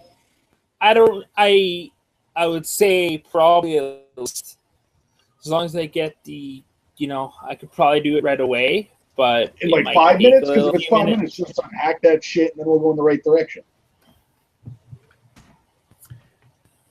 It would probably take him, Deep Blue, you think it would probably take you, your best guess, 20 to 30 minutes.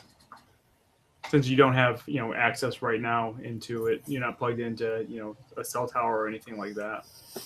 And how far are both Ben and Harold's house? Benjamin's address is about 10 minutes north of where you're at, a 10-minute drive north. Harold's house is about 15 minutes south. All right, let's hit the houses then. Yeah, like I said, as long as I can get some visual, I can be the best help for you in the hotel room. Okay, just do it. Let's go. Okay. All right, Team Ben. So, some of you are going to Benjamin's house, some of you are going to Harold's house. Who's going to where? Ben. Ben. Harold. Okay. So you should be on Harold's team, right? Because you're a heavy hitter. All right, Who is so it? What was your question, Joshua? Oh, I was saying that Basil, you're a heavy hitter, right? Jason Muldoon. So we should be separated, right? Like you should Yeah, be we able can to be cover their separated ass. because we're both close fire support specialists, as I understand it. Yeah. All right. So I'll go with Team Ben. You go with Team Harold. Yeah. Sweet. Okay. Give him a high five. Yeah. Okay. So as you're going, Deep Blue, go ahead and give me another computer use roll. Where's Hammer going? From the sounds of it, there's only 2 people going to Harold, so I'll go with Harold's team. What am I rolling? Computer use. Okay. See if you are able to get in. Oh, yeah. All right. So you 7. Yeah, I did. So along the way to whichever one you're going to, you find you're able to track Benjamin's cell phone. It's located from the area surrounding his house. It's not an exact search or exact location. However, you cannot find a cell phone for Harold Nixon. The ones who are going to Benjamin's house, you get there first, or Benjamin's apartment, you get there first because it's just about 5 minutes closer. You get there and it's an apartment building. It's probably about 12 stories high, and there's a bunch of cars in it in the parking lot. 2 front lobby doors, and that's about it. Do you guys find it odd that the antique collector is living in an apartment? Yeah, it's a bit strange. Maybe he's slumming it. And the postal worker lives in a house? That seems odd. So, well, do we have? It's 10B, 3422. We got the right address. So let's go up to 10B. What are we going to say? What's our cover story? Who are we? For this guy, I don't know. I say we just kill him. Fuck him. Take a serious pill. I'm totally I have serious. one right We should here. Just Seriously. murder this guy and be done with it. You stay at the car.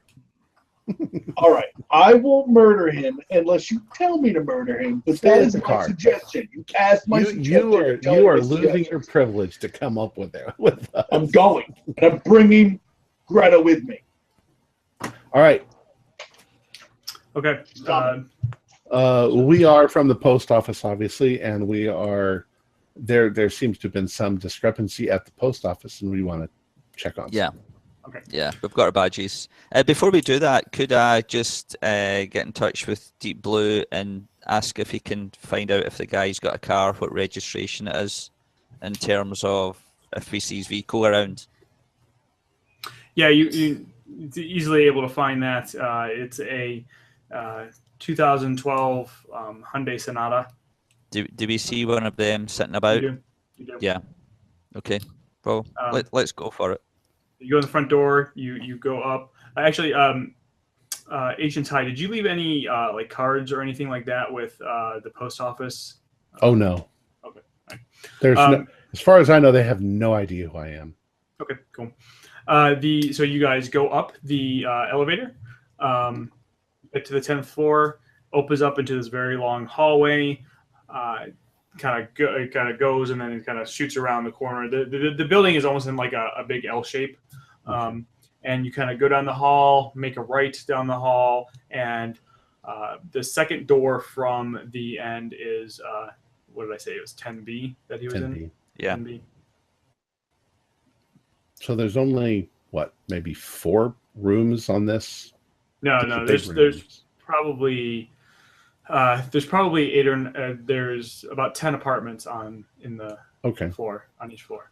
All right, so this is 10B. And these are by no means luxury apartments, right? No, It no, seems absolutely strange that someone with so much money would have a shit. Yeah, they're not they're not luxury apartments, but they're also not slums. Okay. So a knock on the door. You knock on the door. You hear some movement on the other side, and you can kind of see in the peephole. You can kind of see where it goes dark, and you hear a voice on the other side that, what do you want? We're with the post office. We need to speak with you for a moment. I'm sorry. I'm having enough trouble with the post office right now. No thanks. Well, that's why we're here. Yeah. Look, I mean, well, what do you want? How do I know you're with the post office? I sort of hold up my badge. I have a badge. I think anybody could have gotten that badge. That doesn't look real. Is that made of plastic? Mr. Benjamin I kick Hale? the door open when I know that he's looking through the hole. No, you don't. So to hit him in the head. I'd have to knock you out before I'd let you do that. Sir, can we talk, please? Can I use a persuade roll? Sure, go ahead. I have a very high persuade. I am a very aggressive guy. Sorry. I got 63, but I've got a 70 in persuade. So You hear him go, look, even though you're very persuasive, he goes, look, I don't know what you guys are trying to pull. You've already, taken my stuff. I know you're trying to get more of it. Just forget it. Who took your stuff, sir? You don't hear any other response. In fact, all of you who are up there, give me an alertness roll. 19, yes. I just made it. I failed. I got an 80. I got a 79. So those who made it, when Agent Ty says this, you don't hear anything for a second, and then you can kind of hear this low chanting coming from somewhere in the apartment beyond. In the apartment? Yes. Okay, Brock, do your stuff. Yeah, do All right, your stuff. Bro. Yeah, I kicked the door down. Give me a strength roll. My gun drawn. ×5, like I did before. Yeah. Okay. All right, it's usually a ×5. Okay. All right, I just made it then. All right. You kick the door. You bust through the lock. How much did you make it by? Like 10. Okay. I got 55, I think. Let me see. I got a 40, so I know that's under what I have. Okay. The door kind of flies open. There was a one of the chain locks on it, but you just kind of bust through it. The apartment beyond is just first. You guys are just hit with this the smell. In fact, all of you, everybody who's there, make a Constitution roll because the smell hits you. I feel badly. Yes, I passed. It smells like sweat and human waste and just other things you don't even want to think about what it is. And if you fail it, you kind of get knocked back a little bit. So you're not going to be able to rush in right away. But you see that the apartment beyond is just a complete disaster. There is just clothes and trash everywhere. There's burnt candles all over the place. Books scattered everywhere. It's very obvious to you that he hasn't been taking care of himself, or at least sanity-wise. I assume we go in commando style, with our guns, just in case he's hiding around a corner with a shotgun. Or I'm not wearing underwear if that's what you meant. yeah, that's what I meant. You go in, you get into the first room. Like I said, you see all this trash and books everywhere. You see a laptop lying on a table to the side, and there's a kitchen right away that you see right away, and then you see a bedroom door or a small hallway that leads to a bathroom because that's opened, and then another door which is closed. Okay. We're very quickly looking for him. I basically say, I know this is where you're in kind of like a really fast thing, like, hey, make sure you bring the laptop with you. Okay. Where would the We guy don't is see him in the only place I'm sorry, go ahead. That's okay. While we're going into the apartment, I'm hanging back and I'm just going to report back everything that's going on for the rest of the team. Okay. You go and the only place where he could be is the room that's Bedroom. locked, or the room that's closed. Give me another alertness roll. Okay. 09. Right. Nice. Right. Did Brock make it? Yeah, I did 68. So you guys start moving forward. Agent John D, you're kind of hanging back a little bit. As you get close to the door, you hear the chanting "stop," and then you hear like an oozing, like liquidy oozing sound coming from the other side of the door. Anybody familiar with Uzi guys? I don't know. Kick the door down.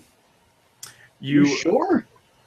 Yeah, we need to get in there and stop him from whatever. Stand in front. Get ready to kick the door. Give me is there dodge in this? Yeah. Yeah. I was going to put a bullet through the door before I kicked it down. That was kind of my plan. But well, Agent Ty just kind of steps in front of there, goes to kick it. Agent Ty, give me a dodge roll. 49 out of 50. Ooh. Right as you're about to kick the door, there's just some instinct that causes you to decide to get out of the way, and you dive to the side, and you're glad you did, because as soon as that happens, the door explodes outward into the hallway. Everybody give me sanity checks. Oh. I guess I'm safe, so I don't have to roll anything. 55, Yeah, it's only if you're in the room. Yeah, I'm good. Yeah, I made it by 5. All right, if you make it, everybody made it? Yeah. yeah, All right, so you only lose 1 sanity as this flowing blackish mass comes immediately out of the doorway. It's really, you can't even really explain it. It almost looks like this, almost like blackish blob. It's constantly moving, forming around anything that it touches. It hits the side of the hallway. Agent Ty, give me a luck roll to see if you dove back towards your fellow agents or you dove the opposite way down the hallway. 28. So All right, I passed, but not an extreme. Right. Which way did you want to go? Out of the I have apartment. my gun So- drawn. Can I take a shot And at it? I'm trying to kind of grab them as I'm going. Okay, so you dive towards the other agents. As this thing comes in, Brock and actually John, you can both fire if you'd like, because this thing was you had your guns ready and drawn. Yeah, I I'm got a envisioning 59. it's like a big amoeba thing, like the blob. Essentially, and it fills up probably 3/4 of the hall in front of you. She was. What's is there a base shooting in this? For firearms, Yeah, it's just Yeah. firearms. the base firearms Yeah. is Okay, it's 20. 20, yes. Well, I failed with a 77. Ooh. That's in fact a critical failure. Your gun jams, so it's going to take you a round of purposely trying to fix it in order to unjam it. Brock, did you make it? I did. Okay, go ahead and roll damage. Just get the hell out. How much? I'm sorry. I got to roll my damage right now. Yeah. All right, and I'm pretty sure it's 1d10 plus something. Let me see here. 1d10 plus 1d6 plus 3. What is it that you're shooting? Desert Eagle, baby. You carried a Desert Eagle in here? All right, so that's 4, 6, 10 plus 3, 13 points of damage. You let off your shot. Everybody just hears this loud bang as the Desert Eagle fires.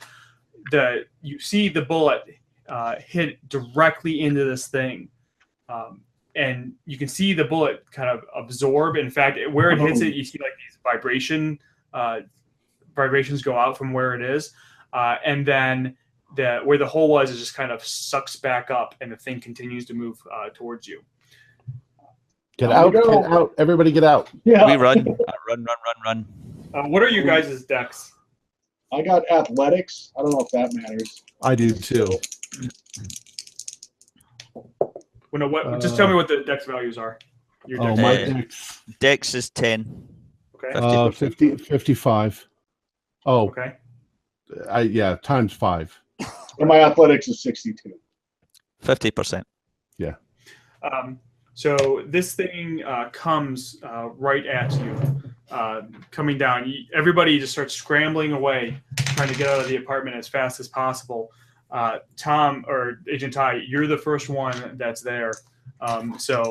Unfortunately, it comes right at you. You feel one of these. Everybody else, who's looking, sees it shoot out almost this like tentacle, this very thin tentacle that hits you right in the leg. Go ahead and roll a d6 as it hits you. 3. All right. It hits you right in the leg. It doesn't wrap around you, but immediately, it slices through your suit pants, and you start bleeding out. Start bleeding on your leg. Moving to the group now that's going to Harold Nixon's house. It takes you a little bit longer to get there. If we would hear if we're calmed up and we hear that there's combat happening, if we hear what's happening at the other location, it seems like we'd make our way there post haste, right? Right, but I'll tell you when that happens. Okay. Because you both kind of left at the same time.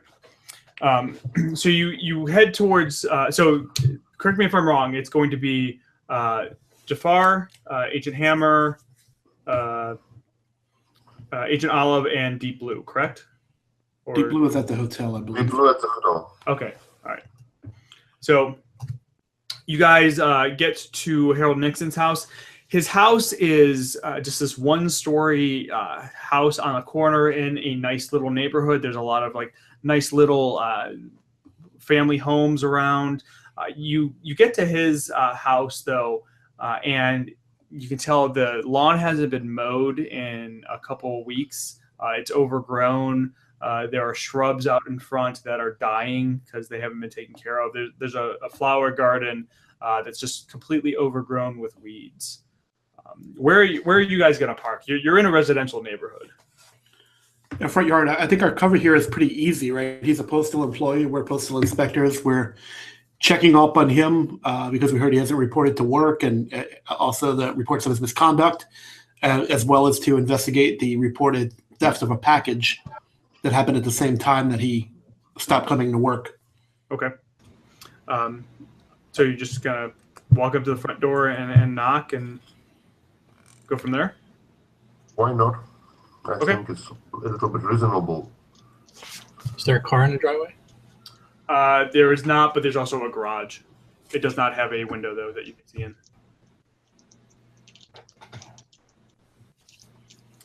So you walk up to the door, knock or ring the doorbell. Unless one of us want to hang back just to as a secondary cover.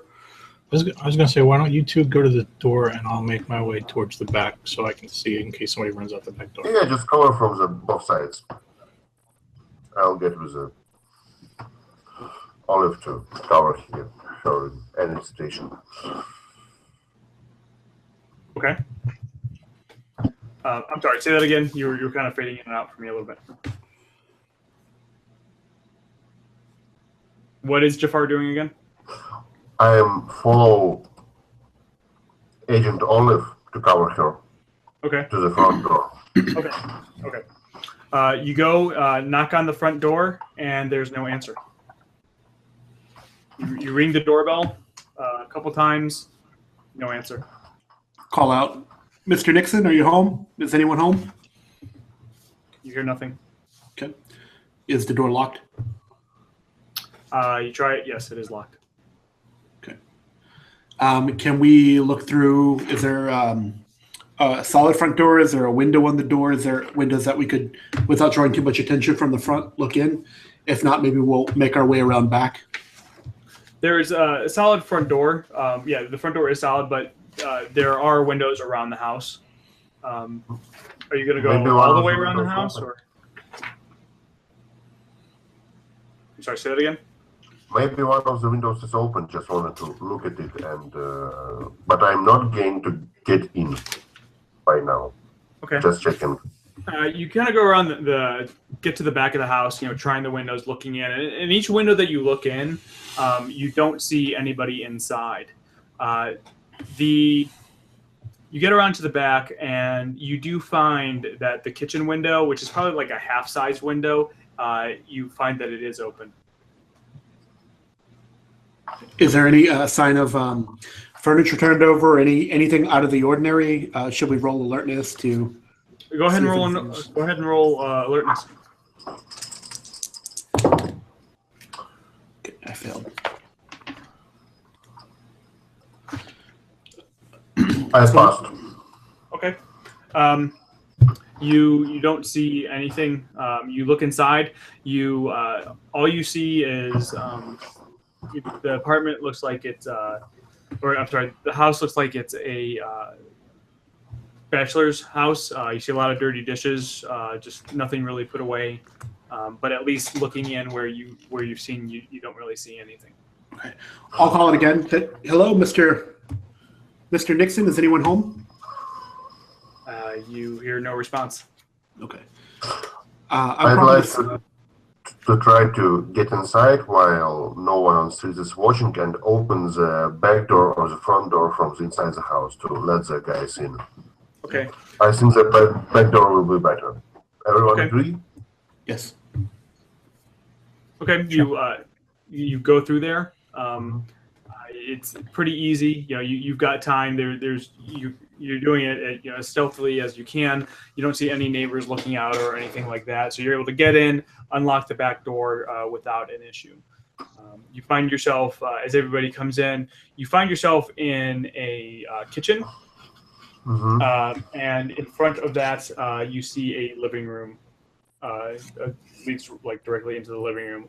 You do see a number of empty boxes in the corner of the kitchen. It's a post office boxes, like the go- parcels. You go and look at them, and yes, they are parcels from the post office. They are all addressed to different people that are not Harold Nixon. I see, but first of all, I'd like to let the other guys inside to cover me, and we watch with this, look all this together. I don't want to be a sole hero. Yeah. Now I know where all my fucking lost mail is. You're not there. This fucking guy's house. So if he can let us in, then as we make our way in, we'll call out again just to kind of announce ourselves as postal inspectors, so we don't kind of catch anybody by surprise if anyone is at home. You don't hear anything. Well, actually, give me everybody give me alertness rolls. I mean, I made it.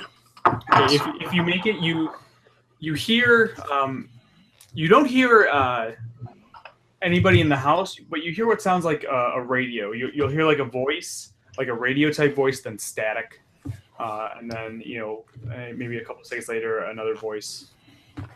okay. Maybe then we'll signal for like a tactical spread out to try and clear the house. Okay. Okay. A two-story house? Say that again. Sorry, is it a two-story house? No, just a one story. Okay. So we entered in through the back door into the kitchen. Right. The kitchen leads directly into the living room, so you all are able to go into that. The living room is just kind of a complete, just like the kitchen was. It's pretty messy. Go ahead and everybody give me search rolls as you clear this room. I get 99 and I critically failed. You are actually going through and you trip over the table and kind of knock something off of you knock a lamp off of a side table and break it. Quiet. So I make a sign that we are here. And if anyone here, you know it already. Agent Hammer and Agent Olive make it. Yes, Passed. So in the living room, you can see more opened mail packages, but there's like a coffee table in the middle of the room, and on the table is a box, another box just kind of sitting there opened, and you're able to see that it was addressed to Benjamin Hale. However, it is empty. I think maybe before we do a closer inspection of any packages or anything like that, maybe we do a quick sweep of the house, make sure there's no one inside. Okay. I agree. What's the smell inside the rooms? What's the smell? Yeah, what it smells inside. It smells. You don't smell anything unusual. It kind of just smells of. You catch the smell of old pizza. Pizza pockets and sadness. Yeah, exactly. You start heading down the hallway, pass by the first room, which is a bathroom. It's empty. You go into his bedroom. In the bedroom, you immediately see a couple things. First is an old desktop computer, Dell desktop computer that's turned on. It's got a screensaver on. You also see right next to the computer are photos of a number of postal employees. Remind me, Agent Olive, you went into the post office, correct? Yes. You recognize the postal employees in there as Susan Freckley and Mitchell, but you really only recognize them from their bodies because their faces have been scratched and blacked out. Is there pictures hanging on the wall? No, they're just kind of like scattered all over the desk that the computer is on. Then Agent Hammer, give me a search roll. Oh, no, failed that one. All right. So you also hear that this is the source of the sound that you were hearing. there is kind of like a police band radio that's in the room as well that is picking up the local police chatter. So kitchen's clear, living room's clear, bedroom and bathroom probably. Yeah, the bedroom. Everybody else can give me search rolls because the house seems clear right now. Fail. I Critical passed. success. All I right. passed another one. All right. So Agent Olive and Jafar, you're looking around. Agent Olive, you open up the closet to check it out. You see a couple postal employee uniforms. You see some other clothes hanging up, and then you see a gun safe. The gun safe is opened. It is empty except for a box of shotgun shells, an empty box of shotgun shells that are lying on the ground. No shotgun. No shotgun. Eek.